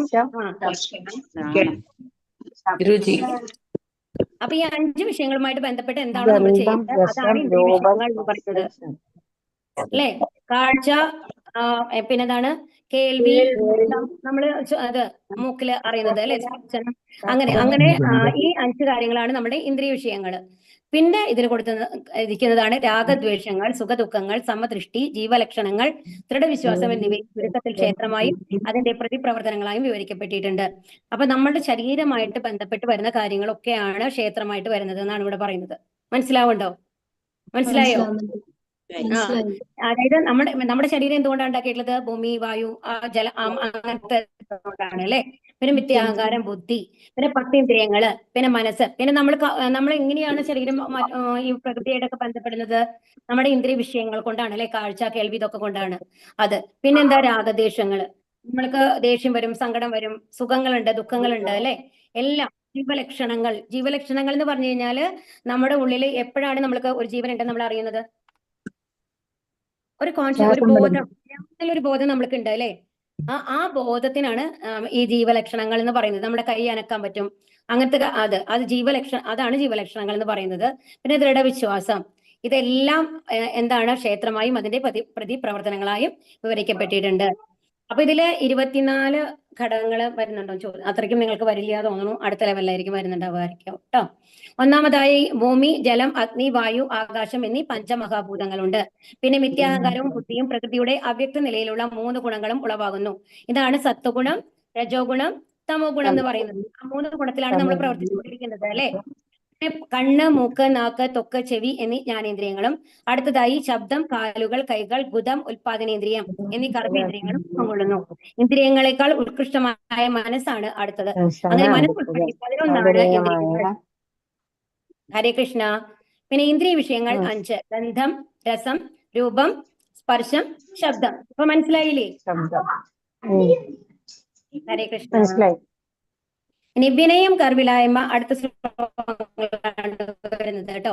വിനയം, ഗർഭില്ലായ്മ, അഹിംസ, ക്ഷമ, ലാളിത്യം, ഒരു യഥാർത്ഥ ആത്മീയ ഗുരുവിനെ സമീപിക്കൽ, ശുചിത്വം, സ്ഥൈര്യം, ആത്മസംയമം, ഇന്ദ്രിയ വിഷയങ്ങളിൽ അനാസക്തി, നിത്യാഹങ്കാരമില്ലായ്മ, ജനന മരണങ്ങൾ, വാർദ്ധക്യം, രോഗം എന്നീ പരിണാമങ്ങളുടെ ദുഃഖാത്മകത കുറിച്ചുള്ള ബോധം, വൈരാഗ്യം, മക്കൾ, ഭാര്യ, ഗൃഹം മുതലായവയിൽ നിന്നുള്ള മുക്തി, സുഖദുഃഖങ്ങളിൽ അക്ഷോഭ്യത, എന്നിൽ സ്ഥിരവും നിഷ്കളങ്കവുമായ ഭക്തി, ഏകാന്തമായ സ്ഥലത്ത് ജീവിക്കാനുള്ള ആഗ്രഹം, ആൾക്കൂട്ടത്തിൽ നിന്ന് വേറിട്ടു നിൽക്കൽ, ആത്മസാക്ഷാത്കാരത്തിന്റെ പ്രാധാന്യമറിയൽ, തത്വചിന്തയിലൂടെ നിരപേക്ഷ തത്വത്തെക്കുറിച്ച് അന്വേഷിക്കൽ എന്നിവയെല്ലാം ജ്ഞാനമാണെന്നും ഇവയല്ലാതെ ഉള്ളവ എല്ലാം അജ്ഞാനമാണെന്നും ഞാൻ പ്രഖ്യാപിക്കുന്നു.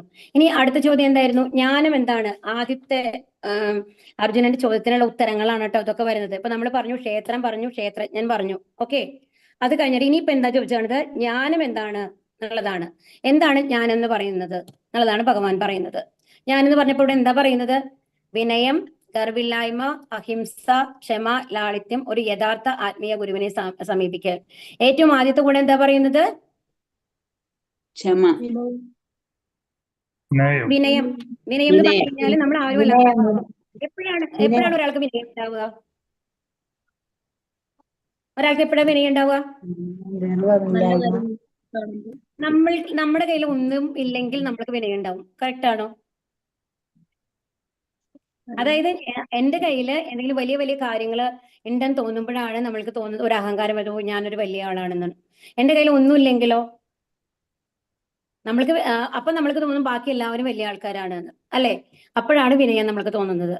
ഇത് ഒരു ലെവലിൽ നമ്മൾക്ക് തോന്നുന്ന വിനയം ഭൗതിക ലോകത്തിൽ വരുന്നത്. എന്നാൽ എല്ലാ അറിവും ഭഗവാനെ കുറിച്ച് എല്ലാം അറിഞ്ഞ ഒരാൾക്ക് എപ്പോഴും വിനയം ഉണ്ടായിരിക്കും. എന്താ കാരണം? ഒന്നുമില്ലെങ്കിൽ നിരാശ. എല്ലാം ഭഗവാനാണ് നമ്മൾക്ക് തരുന്നത്. നമ്മുടെ കയ്യിൽ നിന്ന് ഒന്നുമില്ല. നമ്മൾ എന്തെങ്കിലും ഇവിടേക്ക് കൊണ്ടുവന്നിട്ടുണ്ടോ? ഇല്ല. നമ്മൾ ജനിക്കുമ്പോ എന്തെങ്കിലും കൊണ്ടുവന്നിട്ടുണ്ടോ? ഇല്ല അല്ലേ? നമ്മൾ തിരിച്ചു പോകുമ്പോ എന്തെങ്കിലും നമ്മൾക്ക് കൊണ്ടുപോകാൻ സാധിക്കുമോ? നമ്മൾ അറിയുമ്പോഴും ആ ശരീരത്തോടു കൂടി പോകുന്നു എന്നാണ് പറയുന്നത്. ഒന്ന് ആലോചിച്ച് നോക്കൂ. നമ്മൾ ഇത്ര കഷ്ടപ്പെട്ട് രാവും പകലും ഇരുന്ന് പഠിച്ച് നമ്മൾ അത്രയും നല്ലൊരു ജോലി വാങ്ങി അത്രയും നല്ല ഡബിൾ ഡിഗ്രി ഒക്കെ വാങ്ങിയ ആൾക്കാരാണെന്നുണ്ടെങ്കിലും അതെല്ലാം ഏതിന്റെ കൂടെ പോകുന്നു? മരടിക്കുമ്പോൾ നമ്മുടെ ശരീരത്തിന്റെ കൂടെ, ശരീരം ദഹിപ്പിക്കുന്നതോട് കൂടിയിട്ട് എല്ലാം നമ്മുടെ ഈ അറിവുകളൊക്കെ അതിന്റെ കൂടെ പോയി കഴിയും. ആ സൂക്ഷ്മ ശരീരം ഇതൊന്നും എടുത്തിട്ട് പോകുന്നില്ല എന്നാണ് പറയുന്നത്.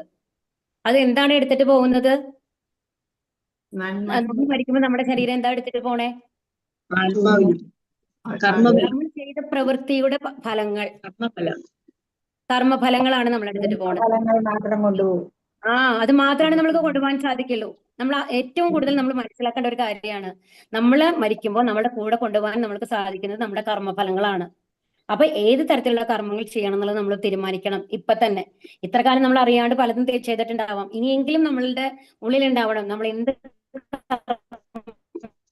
ചെയ്ത് കഴിഞ്ഞാലും അതിനൊരു പ്രതികരണം ഉണ്ട്, നല്ലതോ ചീത്തയായിട്ടുള്ള പ്രതികരണം ഉണ്ട്. അത് ഏതായാലും നമ്മൾക്ക് ഈ ലോകത്തിൽ നമ്മളെ ബന്ധിപ്പിക്കുന്നു. അതിന് ആ കർമ്മഫലങ്ങൾക്ക് അനുസരിച്ചാണ് ഭഗവാൻ നമുക്ക് അടുത്തൊരു ശരീരം നമുക്ക് തരുന്നത്.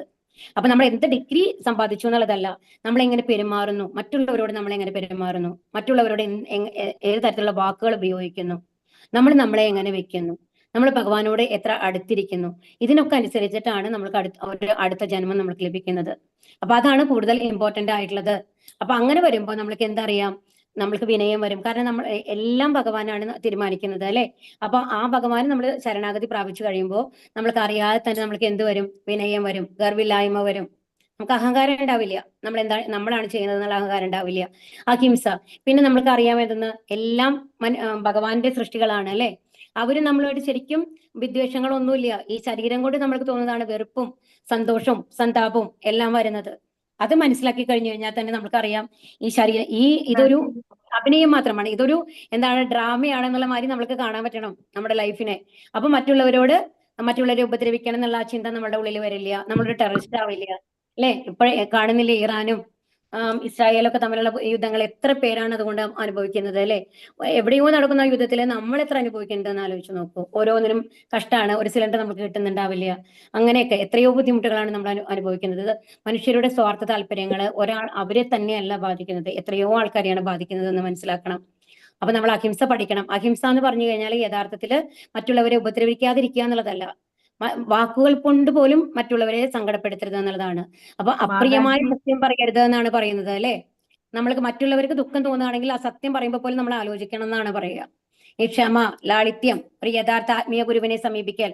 ഇപ്പൊ നമ്മളൊക്കെ ഭാഗ്യവാന്മാരാണ്. എന്താ കാരണം? ഒരു ആത്മീയ ഗുരുവിനെ നമ്മൾ ഇപ്പോഴെങ്കിലും നമ്മൾ ഒരു ആത്മീയ ഗുരുവിന്റെ അടുത്ത് എത്തിയിട്ടുണ്ട് അല്ലെ. ഹരേ കൃഷ്ണ. ആരാണ് ഇപ്പൊ നമ്മുടെ ആത്മീയ ഗുരു? ജയപ്രകാശസ്വാമി. ആരാണ് എഴുതിയിട്ടുള്ളത്? പ്രഭുപാദയുടെ പുസ്തകമാണ് നമ്മൾ പഠിക്കുന്നത് അല്ലേ. പ്രഭുപാദരാണ്. പ്രഭുപാദ മുഖാന്തരാണ് നമ്മൾ അതിലേക്ക് എത്തിയിട്ടുണ്ടാവുക. ഇനി ശുചിത്വം, ധൈര്യം, ആത്മസംയമനം, ഇന്ദ്രിയ വിഷയങ്ങളിൽ അനാസക്തി, നിത്യാഹങ്കാരമില്ലായ്മ. ദയവ് ചെയ്ത് എല്ലാവരും ഒന്ന് മ്യൂട്ടിലിരിക്കണേ.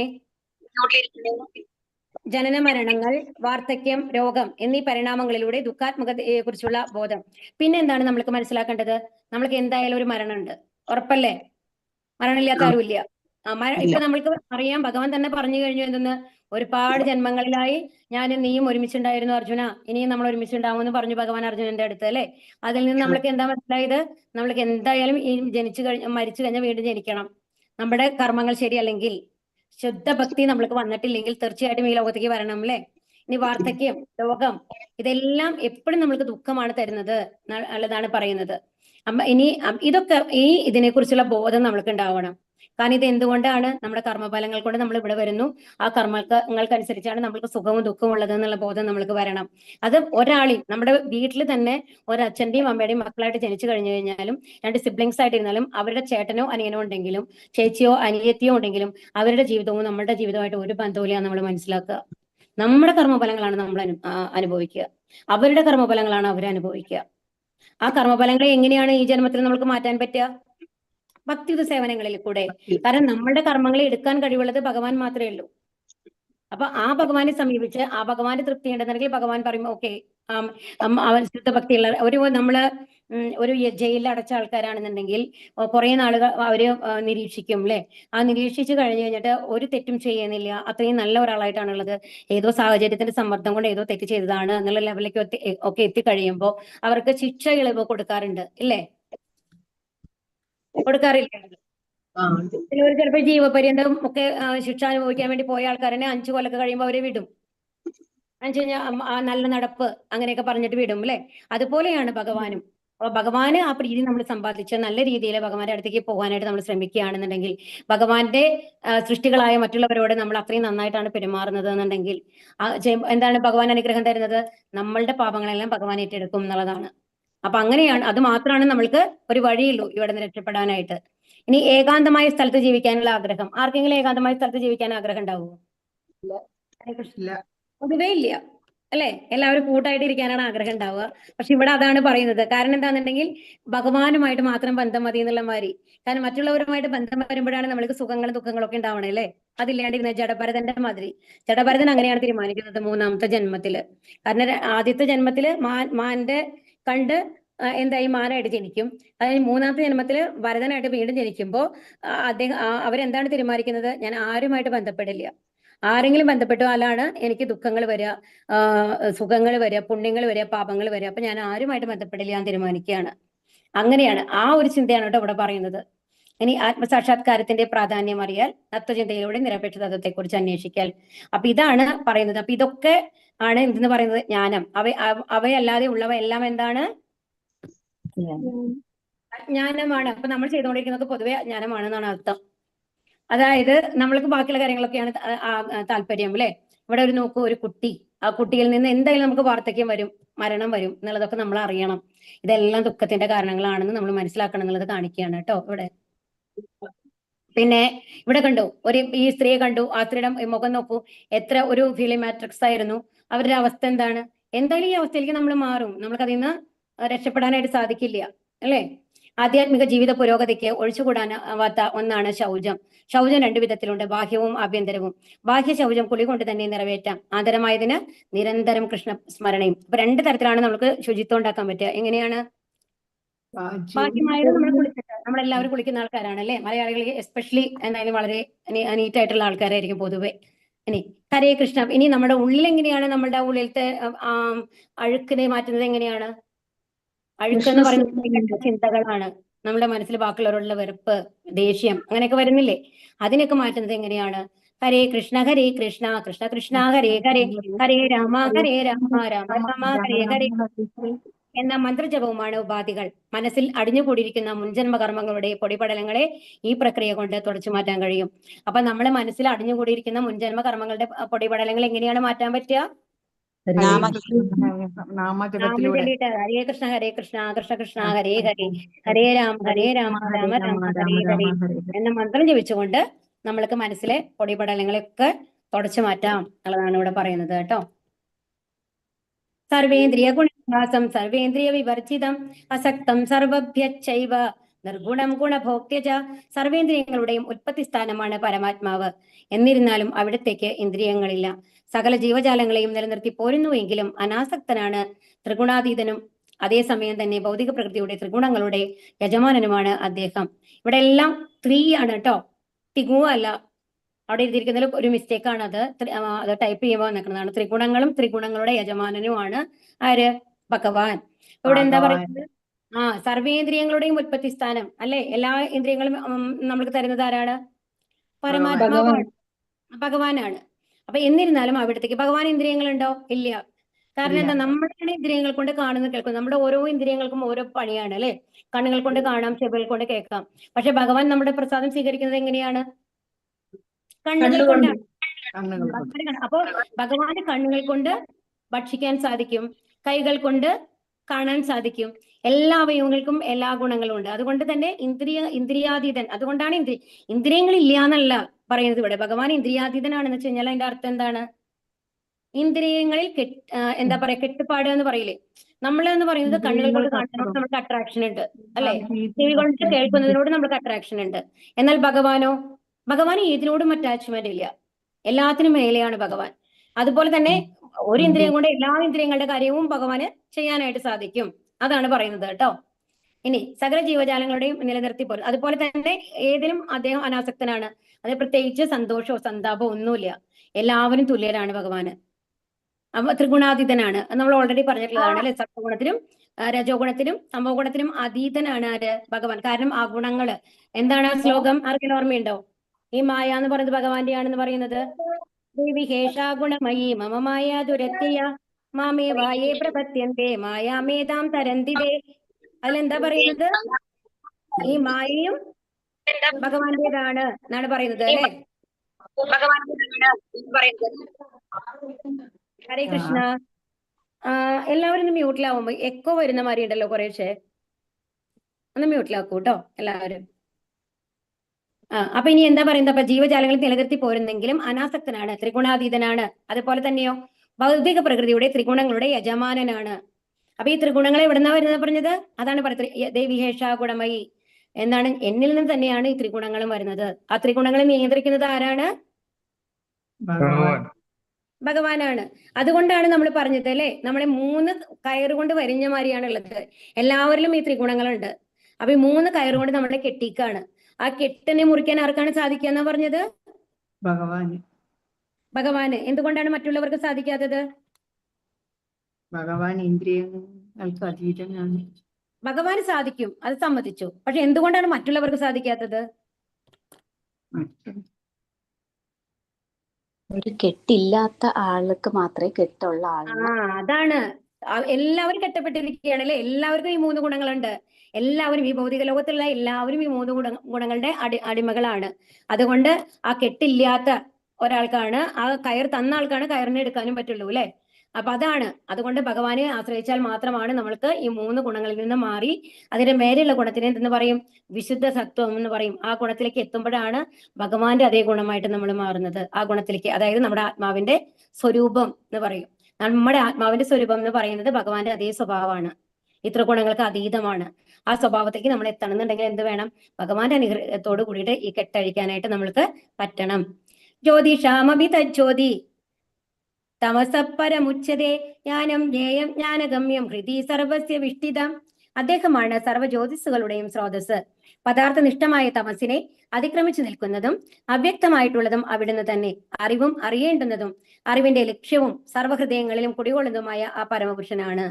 ഇനി ജ്ഞേയം എന്ന് പറയുന്നത് എന്താണ് എന്നുള്ളതാണ് അടുത്തത് കേട്ടോ. അപ്പൊ ജ്ഞാനം പറഞ്ഞു തന്നു നമ്മൾക്ക് കുറെ കാര്യങ്ങൾ അവിടെ പറഞ്ഞു അല്ലെ. വിനയം, അഹങ്കാരമില്ലായ്മ, കുറെ ഗുണങ്ങൾ. ആ ഗുണങ്ങളൊക്കെ ജ്ഞാനാണ്. അതല്ലാത്തതൊക്കെ അജ്ഞാനാണ് നമ്മൾക്ക് പറഞ്ഞു തന്നു. ഇനി ജ്ഞേയം എന്ന് പറയുന്നത് എന്താണ്? എന്തിനെ കുറിച്ച് നമ്മൾ അറിയണം, അതാണ് ജ്ഞേയം.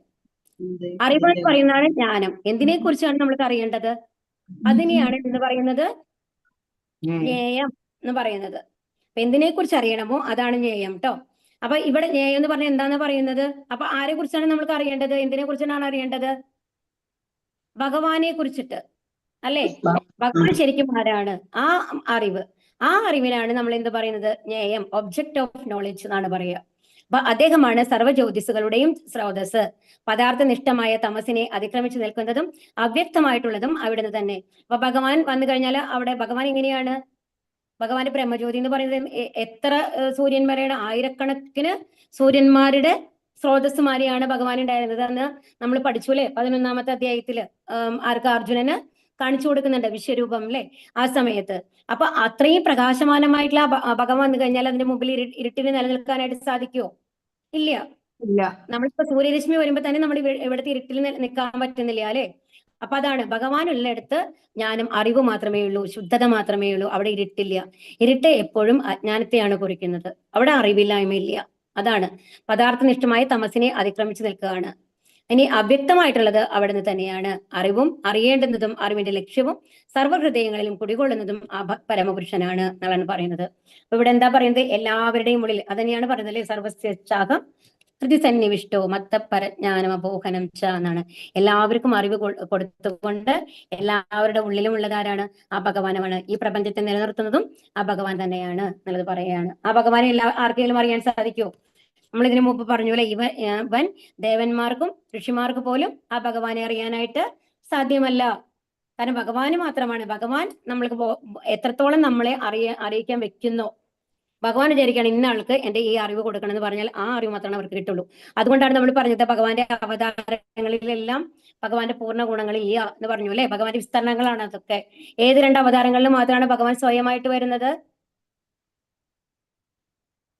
ഹരേ കൃഷ്ണ. ഏത് 2 അവതാരങ്ങളിലാണ് ഭഗവാൻ സ്വയമായിട്ട് വരുന്നത്? ശ്രീകൃഷ്ണൻ, ശ്രീരാമല്ല. ശ്രീരാമൻ എന്ന് കീർത്തിയാണ്. ചൈതന്യ മഹാപ്രഭു. ചൈതന്യ മഹാപ്രഭു ആണ് നമ്മൾ പറഞ്ഞില്ലേ, അദ്വൈതാചാര്യർക്ക് കാണിച്ചു കൊടുത്തു, വിശ്വരൂപം കാണിച്ചു കൊടുത്തു എന്ന് പറഞ്ഞില്ലേ. ആ ഭഗവാൻ സ്വയം വരുന്നതിൽ മാത്രമാണ് വിശ്വരൂപം കാണിച്ചു കൊടുക്കാൻ പറ്റുള്ളൂ. അത് ചൈതന്യ മഹാപ്രഭു കൃഷ്ണനും മാത്രമാണ്. അവതാരി എന്നാണ് പറയുന്നത് കേട്ടോ ഭഗവാന്. പക്ഷെ ചൈതന്യ മഹാപ്രഭുവിനെ ഒരിക്കലും അവതാരത്തിന്റെ കാര്യങ്ങൾ നമ്മൾ സാധാരണ പറയാറില്ല. കാരണം അത് രഹസ്യ അവതാരമാണ്. ഒരു ശുദ്ധ ഭക്തന്റെ രൂപത്തിലാണ് ചൈതന്യ മഹാപ്രഭു വന്നിട്ടുള്ളത്. വിഷ്ണു സഹസ്രനാമത്തിലൊക്കെ അതിൽ കൊടുത്തിട്ടുണ്ട്, മെൻഷൻ വന്നിട്ടുണ്ട്. നമ്മൾ പറഞ്ഞില്ലേ സുവർണവർണോ ഹേമാങ്കോ എന്ന് മറ്റൊരു വരിയുണ്ട്. അത് ചൈതന്യ മഹാപ്രഭുവിനെയാണ് കുറിക്കുന്നത് എന്നാണ് പറയുന്നത് വിഷ്ണു സഹസ്രനാമത്തിലെ. അതുപോലെ തന്നെ ഭാഗവതത്തിലെ കൃഷ്ണവർണ്ണം തുഷാകൃഷ്ണൻ എന്ന് പറഞ്ഞൊരു ശ്ലോകം ഉണ്ട്. അതും ചൈതന്യ മഹാപ്രഭുവിനെ കുറിക്കുന്നതാണ്. ഓക്കെ. പുരുഷ പ്രകൃതിസ്ഥോ ഹി മുക്തേ പ്രകൃതി ജാൻ ഗുണാൻ കാരണം ഗുണസങ്കോസ്യ അസദ്യോനി ജന്മസു. ഭൗതിക പ്രകൃതിയിൽ ജീവാത്മാവ് പ്രകൃതിയുടെ ത്രിഗുണങ്ങൾ അനുഭവിച്ചുകൊണ്ടുള്ള ജീവിത രീതി കൈക്കൊള്ളുന്നു. ഭൗതിക പ്രകൃതിയുമായുള്ള സമ്പർക്കത്താലാണിത്. അങ്ങനെ നല്ലതും ചിത്തയുമായ നാനായോനികളിൽ ജീവൻ പിറവിയെടുക്കുന്നു. അപ്പൊ ഇവിടെ എന്താ പറയുന്നത്? പ്രകൃതിയുടെ ത്രിഗുണങ്ങൾ അനുഭവിച്ചുകൊണ്ടുള്ള ജീവിത രീതിയാണ് നമ്മൾക്കുള്ളത് അല്ലെ. ജീവാത്മാവ്, എല്ലാ ജീവാത്മാക്കളും, നമ്മളൊക്കെ ജീവാത്മാക്കളാണ്. അത് മൃഗങ്ങളാവട്ടെ പക്ഷികളാവട്ടെ എല്ലാവരും ആരാണ്? ജീവാത്മാക്കളാണ്. അവരിൽ എല്ലാവരും ത്രിഗുണങ്ങളുണ്ട്. നമുക്ക് ഇപ്പൊ പഠിച്ചു കഴിഞ്ഞതാണ് അല്ലെ. ഇനി എങ്ങനെയാണ് നമ്മൾക്ക് ഈ ത്രിഗുണങ്ങൾ വരുന്നത്? എപ്പോഴാണ്? നമ്മള് ഗർഭസ്ഥ ശിശു ആയിരിക്കുമല്ലോ. അപ്പൊ ആ ശിശു ആയിരിക്കുമ്പോ സത്യം പറഞ്ഞു കഴിഞ്ഞാല് എല്ലാ ജന്മങ്ങളും നമ്മൾക്ക് ഓർമ്മയുണ്ടാവും. ഒരു അമ്മയുടെ ഗർഭപാത്രത്തിൽ നമ്മൾ ഇരിക്കില്ലേ, ആ സമയത്ത് എല്ലാ ജന്മങ്ങളെ കുറിച്ച് നമുക്ക് അറിവുണ്ടാവും എന്നാണ് പറയുന്നത്, ഇതിന് കഴിഞ്ഞു പോയ. അപ്പൊ ആ ജന്മത്തിലൊക്കെ ചെയ്ത എല്ലാ തെറ്റുകളും ശരികളും ഒക്കെ നമ്മൾക്ക് ഒരു ഫ്ലാഷ് ബാക്ക് മാതിരി നമ്മുടെ ഉള്ളിൽ കാണാത്രേ. നമ്മൾക്ക് എല്ലാം അറിയും നമ്മൾ എന്തൊക്കെ തെറ്റ് ചെയ്തിട്ടുണ്ട്, എന്താണ് നമ്മൾ ചെയ്യേണ്ടിയിരുന്നത്, എന്താണ് ചെയ്യാതിരുന്നത്, എന്തൊക്കെ തെറ്റുകളാണ് നമ്മൾ ചെയ്തിട്ടുള്ളത്, അതൊക്കെ പറയും. ഇപ്പൊ നമ്മളുടെ ഈ ജന്മത്തിൽ നമ്മൾ ചെയ്തുകൊണ്ടിരിക്കുമ്പോൾ നമ്മൾ തെറ്റാണോ ശരിയാണോ എന്ന് അറിഞ്ഞിട്ട് ചെയ്യുന്ന കാര്യങ്ങളല്ല പലതും. പക്ഷെ ആ ഒരു ഇതില് ഏതാണ് തെറ്റ് ഏതാണ് ശരി എന്നുള്ള അറിയുന്നത് പോലെ നമ്മൾക്ക് എല്ലാം അറിയും എന്നാണ് പറയുന്നത്. അപ്പോ ആ ഗർഭസ്ഥ ശിശു എപ്പോഴും ഭഗവാനോട് പ്രാർത്ഥിച്ചുകൊണ്ടിരിക്കുന്നത്. പക്ഷെ നമ്മൾക്ക് അറിയാം, ഒരു അമ്മയുടെ വയറ്റില് ഒരു കുട്ടി ഉണ്ടാവുക എന്ന് പറയുന്നത് അത്രയും കഷ്ടമായിട്ടുള്ള അവസ്ഥയാണ് എന്നാണ് പറയുന്നത് ശരിക്കും. കാരണം എന്താണെന്നുണ്ടെങ്കിൽ എവിടെ നിന്നാണ് ഭക്ഷണം കിട്ടുന്നത്? നമ്മുടെ പൊക്കിൾക്കുടിയുമായിട്ട് ബന്ധപ്പെട്ടിട്ടാണല്ലേ ഉള്ളത്. അപ്പോ അതിൽ കൂടെയാണ് ഈ കുട്ടിക്കുള്ള ഭക്ഷണം മുഴുവൻ അമ്മയുടെ ശരീരത്തിൽ നിന്ന് പോകുന്നത്. അപ്പൊ അതിന്റെ രസം എന്ന് പറയുന്നത് നമ്മൾ എന്തൊക്കെ കഴിക്കുന്നുണ്ടാവും? എരിവ്, പുളി, ഉപ്പ്, മധുരം എല്ലാം കഴിക്കുന്നുണ്ടായിരിക്കും അല്ലെ? സ്പൈസ് ആയിട്ടുള്ള കാര്യങ്ങളൊക്കെ കഴിക്കുന്നുണ്ടായിരിക്കും. അതിന്റെയൊക്കെ ഒരു മിക്സ് ആയിട്ടുള്ള ഒരു ദ്രാവകമാണ് നമ്മുടെ ഗർഭപാത്രത്തിന്റെ ഉള്ളിൽ ഉണ്ടാവുക എന്നാണ് പറയുന്നത്. നമ്മൾ കഴിക്കുന്നതിന്റെ എഫക്റ്റ് അല്ലേ നമ്മുടെ ശരീരത്തിൽ ദ്രാവകങ്ങൾക്ക് ഉണ്ടാവുക. അപ്പൊ ആ ഒരു ദ്രാവകത്തിലാണ് ആ കുട്ടി ഉണ്ടാവുന്നത്. അപ്പൊ അതുകൊണ്ടാണ് ഈ ഗർഭസ്ഥ സമയത്ത് വന്നിട്ട് ഓവറായിട്ട് എരിവുള്ള സാധനങ്ങളോ പുളിയുള്ള സാധനങ്ങളോ ഒന്നും ശരിക്കും കഴിക്കാൻ പാടില്ല. അത്ര സാത്വിക ഫുഡ് കഴിക്കണം എന്ന് പറയുന്നത്. കാരണം അത് ആ കുട്ടിക്ക് മൈൽഡ് ആയിരിക്കും. എരിവൊക്കെ കൂടുമ്പോൾ നമ്മുടെ ദേഹത്ത് തന്നെ കുറച്ച് എരിവുള്ള സാധനം നമ്മുടെ മേല് കുറച്ച് എരിവ്, നമ്മൾ മുളക് പൊടി എങ്ങനെ കൈ കൊണ്ട് തൊട്ട് കഴിഞ്ഞാൽ കുറച്ച് കഴിയുമ്പോഴേക്കും എങ്ങനെ ഉണ്ടാവും? നമ്മുടെ കൈ നീറുന്നുണ്ടായിരിക്കും അല്ലെ? അങ്ങനത്തെ ഒരു അവസ്ഥയാണ് കുട്ടിയുടെ അവസ്ഥ എന്നാണ് പറയുന്നത് ശരിക്കും. അപ്പോ എന്താണെന്ന് വെച്ച് കഴിഞ്ഞാൽ അപ്പൊ കുട്ടി എങ്ങനെ പ്രാർത്ഥിക്കും ഇത്രേ ആ അവസ്ഥയില്? ഭഗവാനെ, ഇനി എനിക്കൊരു ജന്മമേ വേണ്ട, ഞാൻ പറയാം, ഞാൻ ഇനി ഒരു ജന്മം എടുത്തു കഴിഞ്ഞാലും അങ്ങയെ പ്രാർത്ഥിച്ചുകൊണ്ട് അങ്ങയുടെ നാമത്തിലേക്ക് എത്താൻ വേണ്ടി മാത്രമുള്ള ഒരു ശ്രമമായിരിക്കും എന്നാണ് അത്ര പ്രാർത്ഥിച്ചുകൊണ്ടിരിക്കുന്നുണ്ടാവുക. അത് കഴിഞ്ഞ് ജനിച്ചു കഴിയുമ്പോൾ ഈ പ്രകൃതിയുമായിട്ട് ബന്ധപ്പെടുമ്പോൾ എന്താ ഉണ്ടാവുന്നത്? ഈ പ്രകൃതിയിലേക്ക് വരുമ്പോൾ കരഞ്ഞുകൊണ്ട് കുട്ടി വരില്ലേ? അതോടുകൂടി, ആ കരച്ചിലോടുകൂടി എന്താ വരുന്നത്? 3 പ്രകൃതി ഗുണങ്ങൾ മായ നമ്മളെ പിടികൂടും എന്നാണ് പറയുന്നത്. അത് വരയ്ക്കും നമ്മൾക്ക് മായയില്ല. അമ്മയുടെ ഗർഭപാത്രത്തിൽ ഇരിക്കുന്നത് വരയ്ക്കും. നമ്മൾ പുറത്ത് വന്ന് ഈ പ്രകൃതിയുമായിട്ട് ബന്ധം വരുമ്പോഴാണ് നമ്മൾക്ക് എന്ത് വരുന്നത്? ഈ 3 പ്രകൃതി ഗുണങ്ങൾ നമ്മളെ ബാധിക്കുന്നത്. അപ്പൊ ഇവിടെ എഴുതിക്കണ കണ്ടു, ഭൗതിക പ്രകൃതിയുമായുള്ള സമ്പർക്കത്താലാണിത്. പക്ഷേ ഈ ഗുണങ്ങളൊക്കെ തീരുമാനിക്കുന്നത് അപ്പോഴല്ല. എപ്പോഴാണ് തീരുമാനിച്ചിരിക്കുന്നത്? കഴിഞ്ഞ ജന്മം അവസാനിപ്പിക്കുമ്പോൾ തന്നെ തീരുമാനമായിട്ടുണ്ട്. കാരണം എന്തൊക്കെ പ്രവൃത്തികളാണ് നമ്മൾ ചെയ്തിട്ടുള്ളത്, അപ്പൊ ഏതൊക്കെ കാര്യങ്ങളാണ് അടുത്ത ജന്മത്തിൽ നമ്മൾ അനുഭവിക്കേണ്ടത് എന്നുള്ളത് അപ്പോഴേ തീരുമാനമായി കഴിയും. അത് നമ്മുടെ പ്രവൃത്തികൾ കൊണ്ട് നമ്മൾക്ക് ലഭിക്കുന്നതാണ്. അപ്പൊ ഈ 3 ഗുണങ്ങളിൽ ഏത് ഗുണമാണ് നമ്മൾക്ക് കൂടുതൽ നിൽക്കുന്നത് എന്നുള്ളത് തീരുമാനിക്കുന്നത് നമ്മുടെ കഴിഞ്ഞ ജന്മത്തിലെ പ്രവൃത്തികളാണ് എന്ന് മനസ്സിലാക്കണം. അതുകൊണ്ടാണ് ഇവിടെ 84 ലക്ഷം ജീവിവർഗങ്ങൾ ഉള്ളത്. അല്ലെങ്കിൽ എല്ലാവരും ഒരേ തരത്തിലുള്ള ആൾക്കാരല്ലേ ഉണ്ടാവുക? അങ്ങനെയല്ലല്ലോ. അപ്പൊ ഏത് പ്രവൃത്തികളാണ് നമ്മൾ ചെയ്തത്, ഏത് ആഗ്രഹങ്ങളാണ് നമ്മൾക്ക് ഉണ്ടായിരുന്നത്, അതിനൊക്കെ അനുസരിച്ചിട്ടാണ് നമ്മൾക്ക് എന്ത് കിട്ടുന്നത്? ഒരു ജന്മം കിട്ടുന്നത്. അത് തീരുമാനിക്കുന്നത് ഭഗവാനാണ്. അതിനനുസരിച്ചുള്ള ഒരു ശരീരം നമ്മൾക്ക് തരുന്നത് ആരാണ്? ബ്രഹ്മാവാണ്. മനസ്സിലാവുണ്ടോ? അതുകൊണ്ടാണ് നല്ലതും ചിത്തയുമായി നാനാ യോനികളിൽ ജീവൻ പിറവിയെടുക്കുന്നത്. അപ്പൊ നമ്മളുടെ ഓരോ പ്രവൃത്തിയും നമ്മൾ എത്ര ശ്രദ്ധിച്ച് ചെയ്യണം എന്നുള്ളത് നമ്മൾ മനസ്സിലാക്കണം. ശരിക്ക് വളരെ ഇമ്പോർട്ടന്റ് ആണ്. നമ്മൾക്ക് തോന്നുന്നു ഇതിൽ നമ്മൾ എന്താണ്, ആരാ നമ്മൾ കാണാൻ പോകുന്നത്, എന്ത് വേണമെങ്കിൽ നമ്മൾക്ക് ചെയ്യാം, ഇത് കഴിഞ്ഞാൽ ജന്മം ഉണ്ടെന്ന് ആരാ പറഞ്ഞത്, നമ്മൾക്ക് എന്ത് വേണമെങ്കിൽ ചെയ്യാലോ എന്നൊക്കെയാണ് നമ്മൾക്ക് തോന്നുന്നത്. അങ്ങനെയല്ല. ശരിക്കും ഓരോ പ്രവൃത്തി ചെയ്യുമ്പോഴും നമ്മൾ ആലോചിക്കണം, അടുത്ത് നമ്മൾക്കൊരു ജന്മമുണ്ട്, ആ ജന്മം തീരുമാനിക്കുന്നത് നമ്മുടെ ഈ ജന്മത്തിലെ പ്രവൃത്തികളാണ് എന്നുള്ളത്. കണ്ടോ, ഇവിടെ പല തരത്തിലുള്ള ഇതാണ് കാണി. നമ്മുടെ ഉള്ളിൽ തന്നെ അസുരനും എന്താണ് നല്ല ഗുണങ്ങളും ചീത്ത ഗുണങ്ങളും എല്ലാ ഗുണങ്ങളും ഉണ്ട് എന്നുള്ളത് ഇവിടെ കാണിക്കുകയാണ്. നമ്മുടെ ഉള്ളിൽ തന്നെയാണ് എന്താണ് തമോ ഗുണമുള്ളതും രജോ ഗുണമുള്ളതും സത്വ ഗുണമുള്ളതും ഒക്കെ. പക്ഷെ നമ്മൾക്ക് ഒരു മനുഷ്യജന്മത്തിൽ മാത്രം ഒരു അനുഗ്രഹം ഉണ്ട്. എന്താണ്? നമ്മൾക്ക് സത്വഗുണത്തെ വളർത്തിയെടുക്കാം ഭഗവത് ചിന്തയിലൂടെ, ഭഗവത് നാമത്തിലൂടെ. വേറെ ഏത് ജീവിവർഗങ്ങൾക്കും അത് സാധ്യമല്ല. ഭൗതിക തൃഷ്ണയുടെ പ്രേരണ മൂലം ജീവാത്മാവ് ചിലപ്പോൾ ദേവനാവും, ചിലപ്പോൾ മനുഷ്യനും, മറ്റു ചിലപ്പോൾ വന്യമൃഗവുമായേക്കാം. അതാണ് പറയുന്നത്. ഇപ്പൊ നമ്മൾ നല്ല രീതിയിൽ പുണ്യകർമ്മങ്ങളൊക്കെ നിറയെ ചെയ്ത് കഴിഞ്ഞാൽ എന്താവും? നമുക്ക് ദേവന്മാരെ ജന്മം കിട്ടും. നമ്മളും പറയാൻ പറ്റില്ലല്ലോ, നമ്മൾ ഇവിടെ ഇരിക്കുന്ന ആരെങ്കിലും ഒരാൾ അത്രയും പുണ്യകർമ്മങ്ങളൊക്കെ ചെയ്ത് ബ്രഹ്മാവിന്റെ രൂപത്തിൽ ചെല്ലാം. ബ്രഹ്മാവ് വരയ്ക്കും നമുക്ക് ആവാം എന്നുള്ളതാണ്. ഈ ഭൗതിക ലോകത്തിലെ ഏറ്റവും വലിയ ലെവലിലേക്ക് വരെ നമുക്ക് പോകാം. ചിലപ്പോൾ മനുഷ്യനാവും, മറ്റു ചിലപ്പോൾ വന്യമൃഗവുമായേക്കാം, പക്ഷിയായും പുഴുവായും ജലജന്തുവായും പുണ്യാത്മാവായും മൂട്ടയായി പോലും ചിലപ്പോൾ പിറന്നു എന്ന് വരാം. ഇത് അങ്ങനെ തുടർന്നുകൊണ്ടേയിരിക്കുന്നു. ഏത് രൂപം എടുത്താലും തന്റെ പരിതസ്ഥിതികളുടെ ആധിപത്യം തനിക്ക് തന്നെയാണെന്ന് ജീവൻ കരുതുന്നു. എന്നാൽ അത് ഭൗതിക പ്രകൃതിക്ക് അധീനാണ് എന്നതാണ് ഇത്രയും സത്യം. നമ്മൾ ഇതിനു മുമ്പ് പറഞ്ഞു അല്ലെ, ഭൗതിക പ്രകൃതിക്ക് എന്തുകൊണ്ടാണ് അധീനം നമ്മൾ പറഞ്ഞില്ലേ? നമ്മുടെ ആത്മാവ് അടുത്ത ജന്മം എടുക്കുമ്പോൾ ഒരു നായയുടെ ശരീരമാണ് നമ്മൾക്ക് കിട്ടണമെന്നുണ്ടെങ്കിൽ നായയുടെ ലെവലിനനുസരിച്ചുള്ള ഭക്ഷണമാണ് നമുക്ക് കഴിക്കാൻ പറ്റുള്ളൂ. നായയെ പോലെ മാത്രമാണ് നമുക്ക് ചിന്തിക്കാൻ പറ്റുള്ളൂ. അതാണ് എപ്പോഴും ആത്മാവ് എന്തിനാണ് ബദ്ധനാണ്? എന്തില്? പ്രകൃതിക്ക് അതീതനാണ്. ഈ പ്രകൃതി ഗുണങ്ങൾക്ക് അധീനനാണ് നമ്മുടെ ആത്മാവ് എന്നുള്ളതാണ് ഇവിടെ പറയുന്നത്. ഓക്കെ. ഏവം വേത്തി പുരുഷം പ്രകൃതിം ച ഗുണൈ സഹ സർവദാ വർത്തമാനോപി ന സ ഭൂയോപി ജായതേ. ഭൗതിക പ്രകൃതിയെയും ജീവസത്തയെയും പ്രകൃതിയിലെ ത്രിഗുണങ്ങളുടെ അന്യോന്യ ബന്ധത്തെയും വിശദമായി അറിഞ്ഞവർക്ക് നിശ്ചയമായും മോക്ഷം ലഭിക്കും. ഇപ്പോഴത്തെ അവസ്ഥ എന്തായാലും ലോകത്തിൽ അവർ വീണ്ടും ജനിപ്പിക്കില്ല.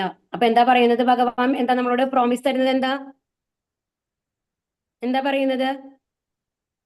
ഹരേ കൃഷ്ണ. ഈ ത്രിഗുണങ്ങള്, ഈ പ്രകൃതിയിൽ നിന്ന് വന്നതാണ്. നമ്മുടെ ആത്മാവ് ഭഗവാന്റെ സ്വരൂപമാണ്. അപ്പൊ ഭഗവാൻ പറയുന്നതിനനുസരിച്ച് നമ്മൾ എല്ലാ പ്രവൃത്തികളും ചെയ്യുകയാണെന്നുണ്ടെങ്കിൽ, എല്ലാം ഭഗവാന് സമർപ്പിച്ച് ചെയ്യുകയാണെന്നുണ്ടെങ്കിൽ, വ്യക്തമായി ഇതെല്ലാം അറിയുന്ന ഒരാൾക്ക് എന്ത് കിട്ടും? മോക്ഷം കിട്ടും. പിന്നെ ഇവിടേക്ക് വരേണ്ടി വരില്ല. അപ്പൊ എന്താ പറഞ്ഞത്? ആജന്മ ഭുവനാലോക പുനരാവർത്തിനോർജുന എന്നാണ് പറഞ്ഞത് അല്ലേ? ഈ ബ്രഹ്മലോകത്ത് നിന്ന് താഴെ വരയ്ക്കുള്ള എല്ലാ ലോകങ്ങളും വീണ്ടും വീണ്ടും ആവർത്തിക്കുന്നതാണ്. പക്ഷെ ഭഗവാൻ നമ്മൾക്ക് പ്രോമിസ് തന്നത് എന്താണ്? അന്ധകാലേച്ച മാമേവ സ്മരൺ മുക്ത കളേബരം യത് പ്രയാതി മദ്ഭാവം യാതി നാസ്ത്യത്ര സംശയ എന്നാണ് പറയുന്നത്. ആ ശ്ലോകത്തിൽ എന്താ പറയണേ?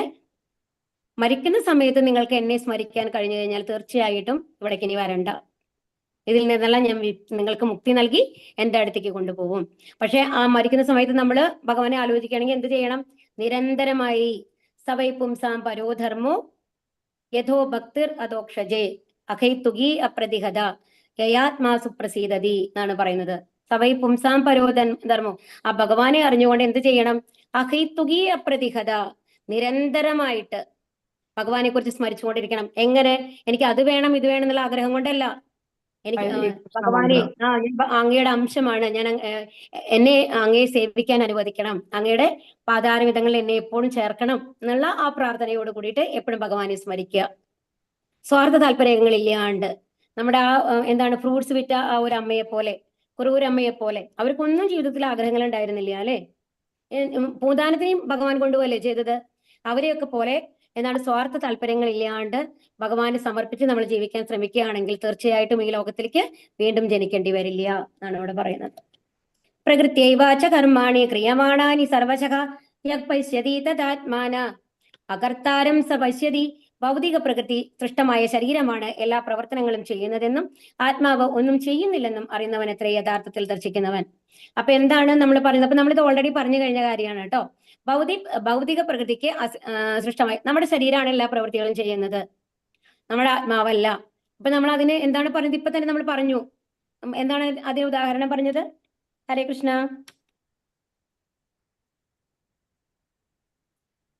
ഹരേ കൃഷ്ണ. ഭൗതിക പ്രകൃതിക്ക് നമ്മുടെ ശരീരമാണ് എല്ലാം ചെയ്യുന്നത്, നമ്മുടെ ആത്മാവല്ല, ആത്മാവിനൊന്നും ചെയ്യാൻ പറ്റില്ല എന്ന് ഉള്ളതിന് ഉദാഹരണം നമ്മൾ എന്താ പറഞ്ഞേ? ആർക്കും ഓർമ്മ വരണ്ടില്ലേ?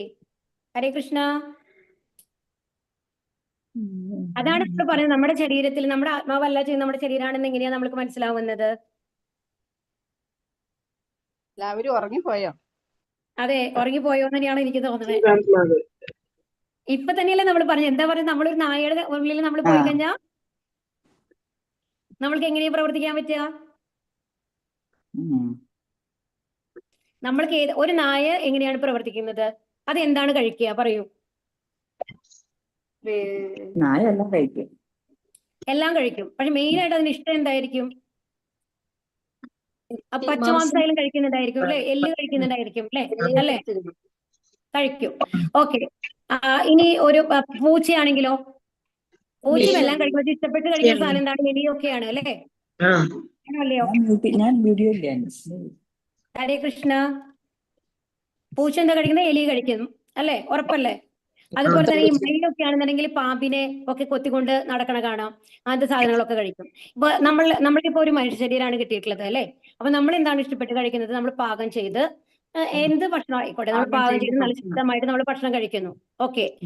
അതുപോലെയാണോ ഒരു പൂച്ച കഴിക്കുന്നത്? അല്ല. ഒരു കാക്ക കഴിക്കുന്നത് അങ്ങനെയാണോ? അല്ല.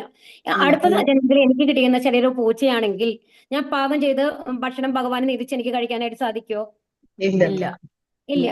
പക്ഷെ എന്റെ ആത്മാവ് തന്നെയല്ലേ ആ പൂച്ചയുടെ ശരീരത്തിലുള്ളത്? അതെ. അപ്പൊ ആത്മാവിനനുസരിച്ചാണോ എനിക്ക് പ്രവർത്തിക്കാൻ കഴിയുന്നത്? നമ്മളെ പ്രകൃതി ഗുണം പ്രവൃത്തി. നമ്മുടെ ശരീരത്തിന്, നമ്മൾക്ക് ഏത് ശരീരമാണോ കിട്ടിക്കണത് അതിനനുസരിച്ചാണ് നമുക്ക് പ്രവർത്തിക്കാൻ പറ്റുള്ളൂ. മനസ്സിലാവുന്നുണ്ടോ പറയണത്? അതാണ് ഇവിടെ പറയുന്നത്. ഭൗതിക പ്രകൃതിക്ക് സൃഷ്ടമായ ശരീരമാണ് എല്ലാ പ്രവർത്തനങ്ങളും ചെയ്യുന്നത്. ശരീരമാണ് നമ്മുടെ ശരീരമാണ് പ്രവർത്തിക്കുന്നത്. ഇപ്പൊ മനസ്സിലായോ പറയുന്നത് എന്താണെന്ന്? മനസ്സിലായില്ലേ? അപ്പൊ നമ്മുടെ ആത്മാവിന്റെ വേറെ ശരീരത്തിൽ പോയാലും ഏത് ശരീരമാണോ കിട്ടുന്നത് അതിനനുസരിച്ച് മാത്രമാണ് നമുക്ക് പ്രവർത്തിക്കാൻ പറ്റുള്ളൂ. അപ്പൊ നമ്മൾക്ക് മനസ്സിലാവണം, നമ്മുടെ ഈ മനുഷ്യ ശരീരം നമ്മൾക്ക് കിട്ടിയാണ് എന്റെ ആ ഒരു വില പിടിച്ചൊരു സാധനമാണ് നമുക്ക് കിട്ടിയത് ഇപ്പോ. എന്നുള്ളത് നമ്മൾക്ക് മനസ്സിലാവുന്നുണ്ട് ഇപ്പോ. ഒരു പൂച്ചയുടെ ശരീരം കിട്ടുന്നതിനേക്കാൾ ഒരു നായയുടെ ശരീരം കിട്ടുന്നതിനേക്കാൾ മനുഷ്യ ശരീരം എന്തുകൊണ്ട് വ്യത്യസ്തമായിരിക്കുന്നു എന്നുള്ളത് ഇപ്പൊ നിങ്ങൾക്ക് മനസ്സിലാവുന്നുണ്ടോ? മനസ്സിലാവുന്നത്. അതുകൊണ്ടാണ് നമ്മൾക്ക് ഭക്തി സേവനങ്ങൾ ചെയ്യാൻ പറ്റുന്നത്, ഭഗവാനെ പറ്റി ചിന്തിക്കാൻ കഴിയുന്നത്, ഭഗവാന്റെ കീർത്തനങ്ങൾ ചൊല്ലാൻ കഴിയുന്നത്, ഹരികൃഷ്ണ മന്ത്രം ജപിക്കാൻ കഴിയുന്നത്, അല്ലേ? അതുകൊണ്ടാണ്.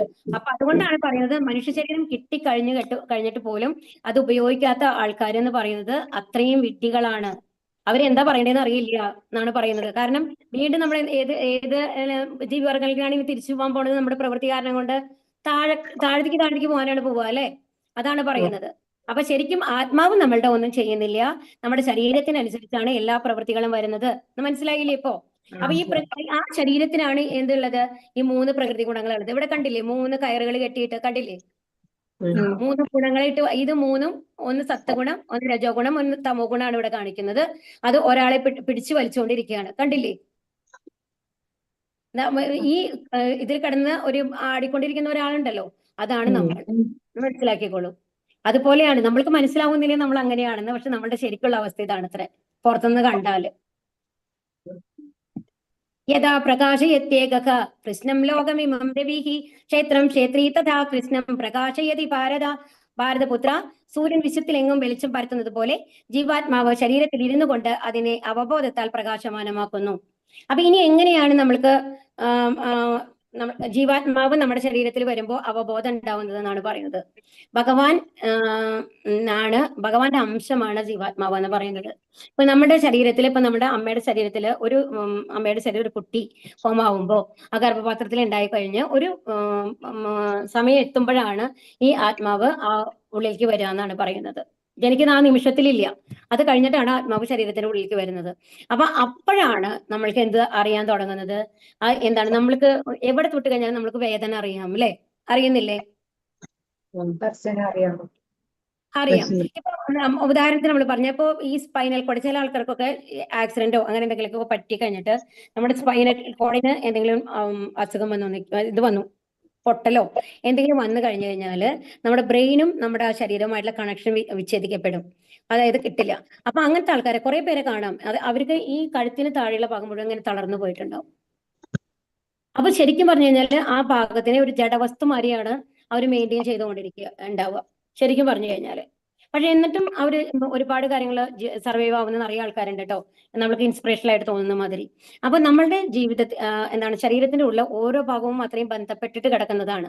അപ്പൊ അവിടെ വന്നു കഴിഞ്ഞിട്ട് ഇപ്പൊ നമ്മൾക്കറിയാം, നമ്മുടെ ഒരു തുമ്പല് നമ്മുടെ കൈയിന്റെ തുമ്പിൽ വെച്ച് കഴിഞ്ഞു കഴിഞ്ഞാൽ നമ്മൾക്കറിയാം നമ്മൾക്ക് ജീവനുണ്ട്, എന്തോ നമ്മൾക്കറിയാം. എന്നാൽ അത് മരിച്ചു കഴിഞ്ഞു കഴിഞ്ഞാലോ, നമ്മളെ ഒരാൾ വന്നു കഴിഞ്ഞിട്ട് അടിച്ചു കഴിഞ്ഞാൽ ഉടനെ നമ്മൾക്കൊരു റിയാക്ഷൻ ഉണ്ടാവും, അല്ലേ? ഉണ്ടാവില്ലേ?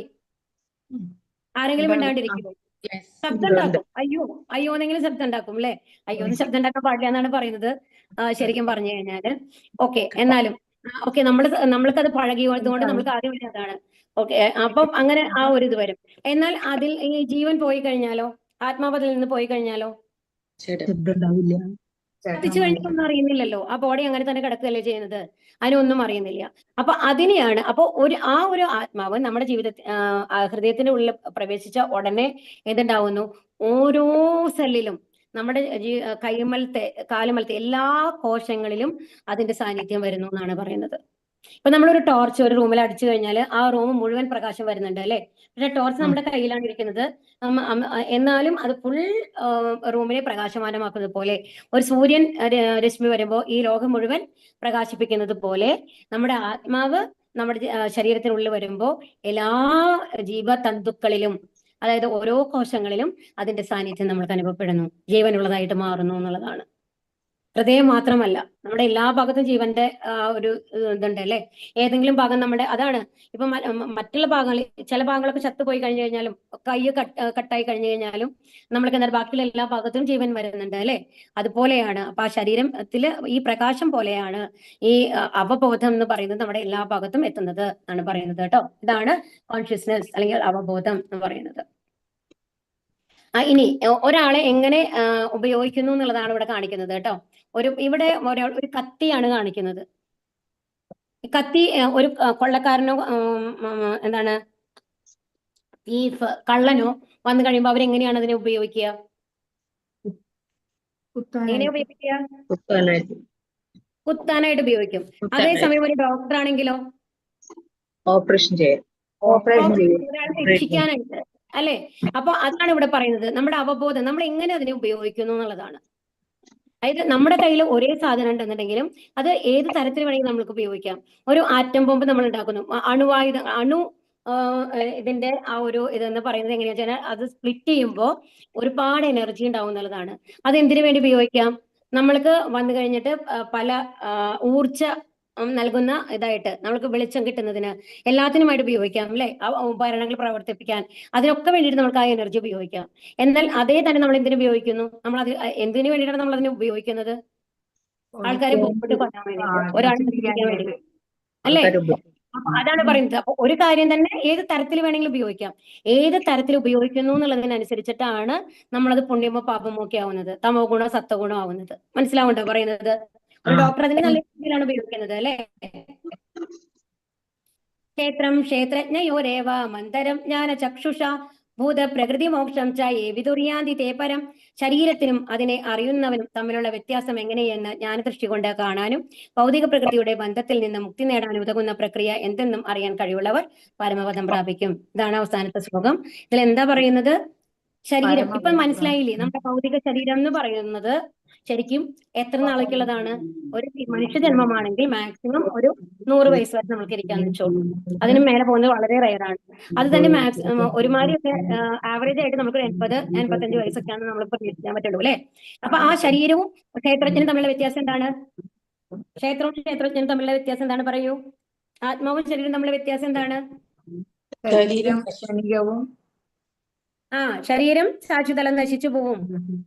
ആത്മാവ് വേറെ ആത്മാവാണ് നയനം നയനം ദഹതി പാവകഥ അല്ലെ? അതിനെ മുറിക്കാനോ നശിപ്പിക്കാനോ ഒന്നും സാധിക്കില്ല. അതാണ് എന്താ ആത്മാവ് എന്ന് പറയുന്നത്. ആ ആത്മാവിന്റെ പ്രകൃതി സ്വരൂപം എന്ന് പറയുന്നത് എന്താണ്? ഭഗവാന്റെ സ്വരൂപം തന്നെയാണ്, ഭഗവാന്റെ അംശമാണ്, ഭഗവാന്റെ എല്ലാ ഗുണങ്ങളും ഉള്ളതാണ്. അവിടെ ത്രിഗുണങ്ങളില്ല. ഈ ശരീരം നമ്മൾ ചേർന്ന് വരുമ്പോഴാണ് ആ ശരീരത്തിൽ കൂടിയാണ് നമ്മൾക്ക് 3 ഗുണങ്ങൾ വരുന്നത്. അപ്പൊ ആ വ്യത്യാസം നമ്മൾക്ക് അറിയണം. അപ്പൊ ഇതുവരെയ്ക്കും നമ്മൾ ആർക്ക് വേണ്ടിയിട്ടാണ് പ്രവർത്തിച്ചുകൊണ്ടിരുന്നിരുന്നത്? ശരീരത്തിന് വേണ്ടി. അപ്പൊ ഇനി നമ്മുടെ പ്രയത്നം എന്തായിരിക്കണം? ആത്മാവിന് വേണ്ടി. ആത്മാവിന് വേണ്ടിയിട്ട്. ഇനി ഈ ലോകത്ത് വരണ്ട അല്ലെ? നമുക്ക് ജന്മമൃത്യു ജരാവ്യാധി ഒന്നും വേണ്ട. അപ്പൊ നമ്മൾക്ക് വീണ്ടും ഭഗവാന്റെ നാമത്തിലേക്കാണ് പോകേണ്ടത്. അതിനു വേണ്ടിയുള്ള ശ്രമങ്ങളായിരിക്കണം വേണ്ടത്. അങ്ങനെ മനസ്സിലാക്കിയിട്ട് ഈ ഇതിൽ നിന്ന് രക്ഷപ്പെടണം എന്ന് വിചാരിച്ച് അതിനു വേണ്ടിയുള്ള പ്രയത്നങ്ങൾ ചെയ്യുന്ന ആൾക്കാര് തീർച്ചയായും എവിടെ എത്തുന്നാണ് ഭഗവാൻ പറയുന്നത്? ഭഗവാന്റെ അടുത്ത് പലപ്പോഴും ഭഗവാന്റെ കാലടികളിൽ തന്നെ എത്തും എന്നുള്ളത് നമുക്ക് ഭഗവാൻ പ്രോമിസ് തരികയാണ് ഇതിന് കേട്ടോ. ഓക്കെ, അപ്പൊ എന്ത് നമ്മൾ ചെയ്യണം? നമ്മൾ എപ്പോഴും എന്ത് അതിന്റെ തുടക്കമായിട്ട് നമ്മൾ എന്താ ചെയ്യുന്നത്? നമ്മുടെ ഉള്ളിലെ മാലിന്യം ശുചിത്വം പറഞ്ഞു അല്ലെ? ആന്തരിക ശുചിത്വം നമ്മൾ കൊണ്ടുവരണം. അതിനെന്താ ചെയ്യേണ്ടത്? ഹരേ കൃഷ്ണ ഹരേ കൃഷ്ണ കൃഷ്ണ ഹരേ ഹരേ ഹരേ രാമ രാമ രാമ ഹരേ ഹരേ. അത് ജപിക്കാൻ തുടങ്ങണം. അത് ജപിക്കാൻ തുടങ്ങുമ്പോഴാണ് നമ്മുടെ ഉള്ളില് ശുദ്ധമാവാൻ തുടങ്ങുന്നത്. ഉള്ളിൽ ശുദ്ധമാവാൻ തുടങ്ങുമ്പോഴാണ് നമ്മൾക്ക് ഭഗവാനെ കുറിച്ച് അറിയാൻ കഴിയുന്നത്, ഭഗവാന്റെ ഇഷ്ടം സമ്പാദിക്കാനായിട്ട് കഴിയുന്നത്. ഹരേ കൃഷ്ണ. അതിനു വേണ്ടിയുള്ള ശ്രമമാവട്ടെ എല്ലാവർക്കും. ഹരേ കൃഷ്ണ ഹരേ കൃഷ്ണ കൃഷ്ണ ഹരേ രാമ രാമ രാമ ഹരേ ഹരേ. ചോദ്യങ്ങൾ എടുത്തോളൂ കേട്ടോ. ഏതൊക്കെയാണ് ചോദ്യങ്ങൾ? ചോദ്യങ്ങൾ ഞാൻ എഴുതിയിട്ടില്ല, നിങ്ങൾ പറയണം. അർജുനൻ ഭഗവാനോട് എന്തൊക്കെ അറിയാനാണ് ആഗ്രഹം ചോദിച്ചത് എന്നല്ലേ? എന്തൊക്കെയായിരുന്നു ചോദ്യം? ക്ഷേത്രം, ക്ഷേത്രജ്ഞൻ, ജ്ഞാനം, ജ്ഞാനത്തിന് വിഷയീഭവിക്കുന്നത്, ഇതെല്ലാം അറിയാൻ. അതെ, അതിൽ ജ്ഞാനത്തിന് വിഷയീഭവിക്കുന്നത് എന്ന് പറയുന്നതിന്റെ പേര് തന്നെയാണ് കേട്ടോ ജ്ഞേയം എന്ന് പറയുന്നത്. രണ്ടും കൂടി കൺഫ്യൂഷൻ ചെയ്യേണ്ട. രണ്ടും ഒന്ന് തന്നെയാണ്. ജ്ഞാനത്തിന് വിഷയീഭവിക്കുന്ന പറയുന്നതിന്റെ പേര് പറയുന്നതാണ് ജ്ഞേയം പറയുന്നത് കേട്ടോ. രണ്ടും ഒന്നാണ്. അപ്പൊ എന്താണ്? പ്രകൃതി, പുരുഷൻ, ക്ഷേത്രം, ക്ഷേത്രജ്ഞൻ, ജ്ഞാനം, ജ്ഞാനത്തിന് വിഷയീഭവിക്കുന്നത് ഇതെല്ലാം അറിയാൻ ആഗ്രഹമുണ്ട് എന്നാണ് പറയുന്നത് അല്ലെ? അതിന് പ്രകൃതി എന്ന് പറയുന്നത് നമ്മുടെ ഈ ഭൗതിക പ്രകൃതി തന്നെയാണ്. നമ്മുടെ ചുറ്റുമുള്ളതാണ് ഭൗതിക പ്രകൃതി. ഈ ഭൗതിക പ്രകൃതി എന്ന് പറയുന്നതും നമ്മൾക്ക് ക്ഷേത്രമായിട്ട് പറയാം. ഇതിൽ പറയുന്നില്ല. കാരണം എന്താണെന്നുണ്ടെങ്കിൽ ഈ ക്ഷേത്രജ്ഞന്റെ സംബന്ധിച്ച്, നമ്മുടെ പരമാത്മാവിനെ സംബന്ധിച്ച് എന്താണ് ക്ഷേത്രം? പരമാത്മാവിനെ സംബന്ധിച്ച് നോക്കുമ്പോൾ നമ്മുടെ ഒരാളുടെ ശരീരം മാത്രമല്ലല്ലോ. എല്ലാ ജീവജാലങ്ങളുടെയും ശരീരം വരുന്നുണ്ട് അല്ലേ? അപ്പൊ ജീവജാലങ്ങളുടെയും പരമാത്മാവിനെ സംബന്ധിച്ച് നമുക്ക് ക്ഷേത്രം പറയുമ്പോൾ നമുക്ക് പ്രകൃതിയും കൂടി ചേർത്ത് പറയാം ശരിക്കും. പക്ഷെ നമ്മൾ അത്രയും ഡീപ്പായിട്ട് പോകണ്ട.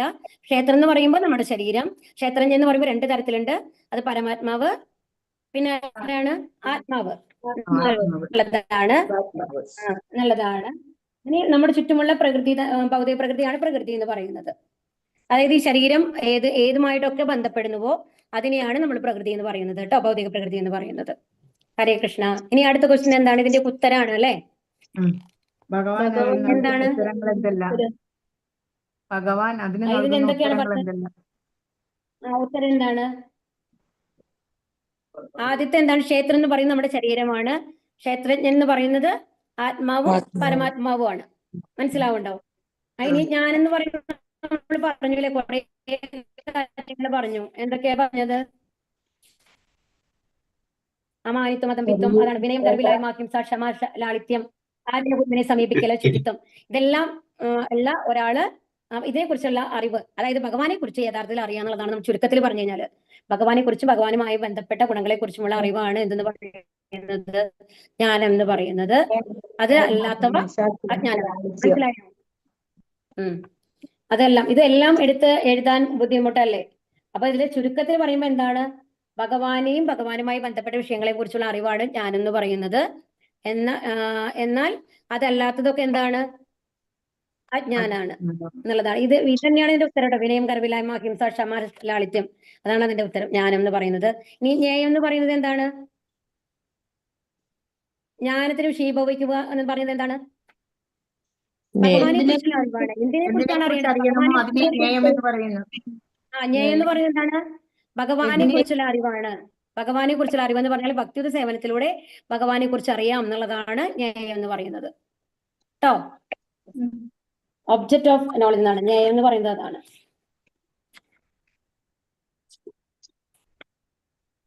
അടുത്ത ക്വസ്റ്റ്യൻ എന്താണ്? സർവശരീരങ്ങളിലും കുടികൊള്ളുന്ന ഭഗവാനും ആര് തന്നെയാണ്? ആര് തന്നെയാണ്? ഇപ്പൊ തന്നെ നമ്മൾ എന്താ പറഞ്ഞ? ഭഗവാൻ എന്താ? പരമാത്മാവ്. ക്ഷേത്രജ്ഞൻ. പരമാത്മാവും ക്ഷേത്രജ്ഞനാണെന്ന് പറഞ്ഞില്ലേ? അതാണ് ചോദിക്കുന്നത് കേട്ടോ. ക്ഷേത്രം ഉണ്ടാക്കുന്ന ആത്മാവും ക്ഷേത്രജ്ഞനാണ്. എല്ലാവരും ശരീരത്തിൽ കുടികൊള്ളുന്ന പരമാത്മാവും ക്ഷേത്രജ്ഞനാണ്. ക്ഷേത്രത്തെ കുറിച്ച് അറിയുന്നവനാണ് അല്ലെ? ക്ഷേത്രജ്ഞനാണ്. ഇത് ഇമ്പോർട്ടന്റ് ആയിട്ടുള്ള ക്വസ്റ്റൻ. നിങ്ങൾക്ക് എക്സാമിനൊക്കെ ചോദിച്ചു വരും കേട്ടോ. കൺഫ്യൂഷൻ ചെയ്യേണ്ട. കാരണം എന്താ വെച്ച് കഴിഞ്ഞാൽ ഇവിടെ പരമാത്മാവ് എന്ന് പറഞ്ഞത് ക്ഷേത്രജ്ഞനാണ് എന്നാണ് അതിന്റെ അർത്ഥം. ക്ഷേത്രജ്ഞൻ എന്നാണ് ഉത്തരം. ഇനി അടുത്ത ക്വസ്റ്റൻ എന്താണ്? കർമ്മക്ഷേത്രം എന്നറിയപ്പെടുന്ന ശരീരത്തിലെ 24 ഘടകങ്ങൾ ഏതെല്ലാം? 24 ഘടകങ്ങൾ. അപ്പൊ ഇത് പറയാം. അതിൽ കുറച്ച് എക്സ്ട്രാ കാര്യങ്ങൾ ഉണ്ടായിരുന്നു. അതൊന്നും നിങ്ങൾ പറയേണ്ട ആവശ്യമില്ല. അപ്പൊ എന്തൊക്കെയാണ് പറയേണ്ടത്? ആദ്യം എന്താണ്? പഞ്ചഭൂതങ്ങൾ. ഓക്കെ. അത് കഴിഞ്ഞ് പിന്നെ മനസ്സ്, ബുദ്ധി, മിഥ്യാഹങ്കാരം. ഇപ്പൊ 8 കാര്യങ്ങളായില്ലേ? ആദ്യത്തെ 8. ഓക്കെ. അത് കഴിഞ്ഞാല് കർമ്മേന്ദ്രിയങ്ങൾ, ജ്ഞാനേന്ദ്രിയങ്ങൾ. 10. ഇപ്പൊ 10 ആയില്ലേ? അപ്പൊ 18 ആയോ ഇപ്പൊ? അത് കഴിഞ്ഞിട്ട് പിന്നെ എന്താണ് പറയുന്നത്? ഇന്ദ്രിയ വിഷയങ്ങൾ. ഇന്ദ്രിയ വിഷയങ്ങൾ എന്ന് പറയുന്നത് കാഴ്ച, കേൾവി, അതൊക്കെ പറഞ്ഞില്ലേ നമ്മള്? ഇന്ദ്രിയ വിഷയങ്ങൾ. ഇനി അതിന്റെ കൂടെ എക്സ്ട്രാ വരുന്നത് എന്താണ്? 3 പ്രകൃതി ഗുണങ്ങൾ. അവ്യക്തത അതിൽ കൊടുത്തേക്കണത് 3 പ്രകൃതി ഗുണങ്ങളാണ്. ഇതാണ് 24 ഘടകങ്ങൾ കേട്ടോ. 3 പ്രകൃതി ഗുണങ്ങൾ ഒരുമിച്ചാണ് പറയുക. അപ്പൊ ഇപ്പൊ 24 ആയില്ലേ? നോക്കൂ, എണ്ണി നോക്കൂ. ഇത് വളരെ ഇമ്പോർട്ടന്റ് ആണ്. നമ്മൾ അറിഞ്ഞു വെക്കേണ്ടതാണ്. ആദ്യം പഞ്ചഭൂതങ്ങൾ, പിന്നെ അതിന്റെ കൂടെ മനസ്സ്, ബുദ്ധി, അഹങ്കാരം, മിഥ്യാഹങ്കാരം എന്നുള്ളത് വരുന്നു. അപ്പൊ 8 ആയി. പിന്നെ കർമ്മേന്ദ്രിയങ്ങൾ, ജ്ഞാനേന്ദ്രിയങ്ങൾ. അപ്പൊ 8 ആയി. അല്ല 10 ആയി അല്ലെ?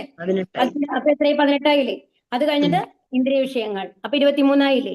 അതിന്റെ കൂടെ 3 പ്രകൃതി ഗുണങ്ങൾ. ഇതാണ് 24 മൂലകങ്ങൾ കേട്ടോ. 24 ഘടകങ്ങൾ. ഇതിന് നമ്മൾ ഡീപ്പായിട്ട് നിങ്ങൾ ഇനി പഠിക്കും. നമ്മുടെ സൃഷ്ടി എന്ന് പറഞ്ഞിട്ട് ഭാഗവതം പഠിക്കുന്ന ആൾക്കാരാണെങ്കിൽ വളരെ ഡീപ്പായിട്ട് ഇത് പഠിക്കും. എങ്ങനെയാണിത് 24 മൂലകങ്ങൾ. ഹലോ മാതാജി, അതൊന്നുകൂടി പറഞ്ഞു തരുമോ? 24 പറയാലോ. ആദ്യത്തെ എന്താണ് പറഞ്ഞത്? മാതാജി തന്നെ പറയൂ. ആദ്യത്തെ എന്താ? പഞ്ചഭൂതം. പഞ്ചഭൂതങ്ങൾ. അതിന്റെ കൂടെ സൂക്ഷ്മ ശരീരം എന്തുകൊണ്ടൊക്കെ ഉണ്ടാക്കിയിട്ടുള്ളത്? മനസ്സ്, ബുദ്ധി, മിഥ്യാഹങ്കാരം. ആ ഓക്കെ ആയില്ലേ? പെട്ടായോ? ആ ഇനി 5 കർമ്മേന്ദ്രിയങ്ങൾ. 5 കർമ്മേന്ദ്രിയങ്ങൾ ഏതൊക്കെയാണ്? കണ്ണ്, കൈകൾ, മൂക്ക്. കാലുകൾ, ആ ഉത്പാദനേന്ദ്രിയം, ഗുദം, ആ ശബ്ദം. ഓക്കെ. ഓക്കെ, ആ ഇനി ഇതാണ് 5 കർമ്മേന്ദ്രിയങ്ങൾ എന്ന് പറയുന്നത്. ഇനി 5 ജ്ഞാനേന്ദ്രിയങ്ങൾ. 5 ജ്ഞാനേന്ദ്രിയങ്ങൾ എന്ന് പറയുന്നത് ഏതൊക്കെയാണ്? കണ്ണ്, മൂക്ക്, കണ്ണ്, മൂക്ക്. അതെല്ലാവർക്കും അറിയുന്നതല്ലേ? ആ അതെ. അതാണ്. ഇനി ഇന്ദ്രിയ വിഷയങ്ങൾ എന്ന് പറയുമ്പോൾ ഈ ഇന്ദ്രിയങ്ങൾ കൊണ്ട് നമ്മൾ എന്താണ് ചെയ്യുന്നത്? കാഴ്ച, കേൾവി, ഗന്ധം, ആ ഓക്കെ. സ്പർശനം, അത് വരുന്നില്ലേ? അതാണ് ഇന്ദ്രിയ വിഷയങ്ങൾ 5. ഓക്കെ 23 ആയി. ഓക്കെ, ഓക്കെ ഇതിന്റെ ഓക്കെ. കൂടെ നമ്മൾ എങ്ങനെയാണ് നമ്മുടെ ശരീരം പ്രവർത്തിക്കുന്നത്? സത്വഗുണത്തിലോ രജോ ഗുണത്തിലോ തമോ ഗുണത്തിലോ ആണ്. അതാണ് 3 പ്രകൃതി ഗുണങ്ങൾ എന്നുള്ള ലേബലിൽ കൊടുക്കുന്നത്. 3 ഓക്കെ പ്രകൃതി. Thank okay thank you Mataji. ആ മാതാജി. ഇനി മനസ്സിലല്ലോ? ഇല്ല. ഓക്കെ, ഇനി അടുത്തത് എന്താണ്? മനസ്സിൽ അടിഞ്ഞുകൂടിയ മുൻജന്മ കർമ്മങ്ങളിലെ എങ്ങനെ തുടച്ചു മാറ്റാം? എങ്ങനെ തുടച്ചു മാറ്റാം? നാമജപത്തിൽ ഹരേ രാമ ഹരേ രാമ രാമ രാമ ഹരേ ഹരേ രാമ ഹരേ രാമ മഹാമന്ത്രം. രാമ രാമ ഹരേ ഹരേ മന്ത്രം ഹരി ജപിക്കുക. ഹരി. അപ്പൊ ഇത് മന്ത്രജപം കൊണ്ടൊന്നും എഴുതരുത്. ഈ മന്ത്രം ഫുൾ ആയിട്ട് നിങ്ങൾ എഴുതണം കേട്ടോ. ഉം. അത് ഹരേ കൃഷ്ണ കൃഷ്ണ കൃഷ്ണ ഹരേ ഹരേ ഹരേ രാമ രാമ രാമ ഹരേ ഹരേ എന്ന മന്ത്രജപം കൊണ്ട് നമ്മൾക്ക് കാരണം ഇതിൽ അങ്ങനെ തന്നെയാണ് കൊടുത്തിട്ടുള്ളത്. ഈ അധ്യായത്തില് ഈ മന്ത്രം ഫുൾ ആയിട്ട് എഴുതിയിട്ടാണ്. അപ്പൊ മന്ത്രം ഫുൾ ആയിട്ട് എഴുതാൻ ശ്രമിക്കുക. ഹരേ കൃഷ്ണ മന്ത്രം എന്ന് എഴുതാതെ ഹരേ കൃഷ്ണ കൃഷ്ണ കൃഷ്ണ ഹരേ ഹരേ ഹരേ രാമ രാമ രാമ ഹരേ ഹരേ കൊണ്ട് നമ്മുടെ മനസ്സിൽ അടിഞ്ഞു കൂടിയിട്ടുള്ള പൊടിപടലങ്ങളെ നീക്കാം. ഹരേ കൃഷ്ണ. പാഞ്ചാകൽപതരുഭ്യശ്ച കൃപാസിന്ധുഭ്യവ ച പതിതാനാം പാവനേഭ്യോ വൈഷ്ണവേഭ്യോ നമോ നമഃ. ആനന്ദകോടി വൈഷ്ണവവൃന്ദ കി ജയ്, പ്രഭാത് കി ജയ്, ഗുരു മഹാരാജ് കി ജയ്, ഗൗരി പ്രേമാനന്ദേ. ഹരി ഹരി ബോൽ. ഹരേ കൃഷ്ണ. ഹരേ കൃഷ്ണ.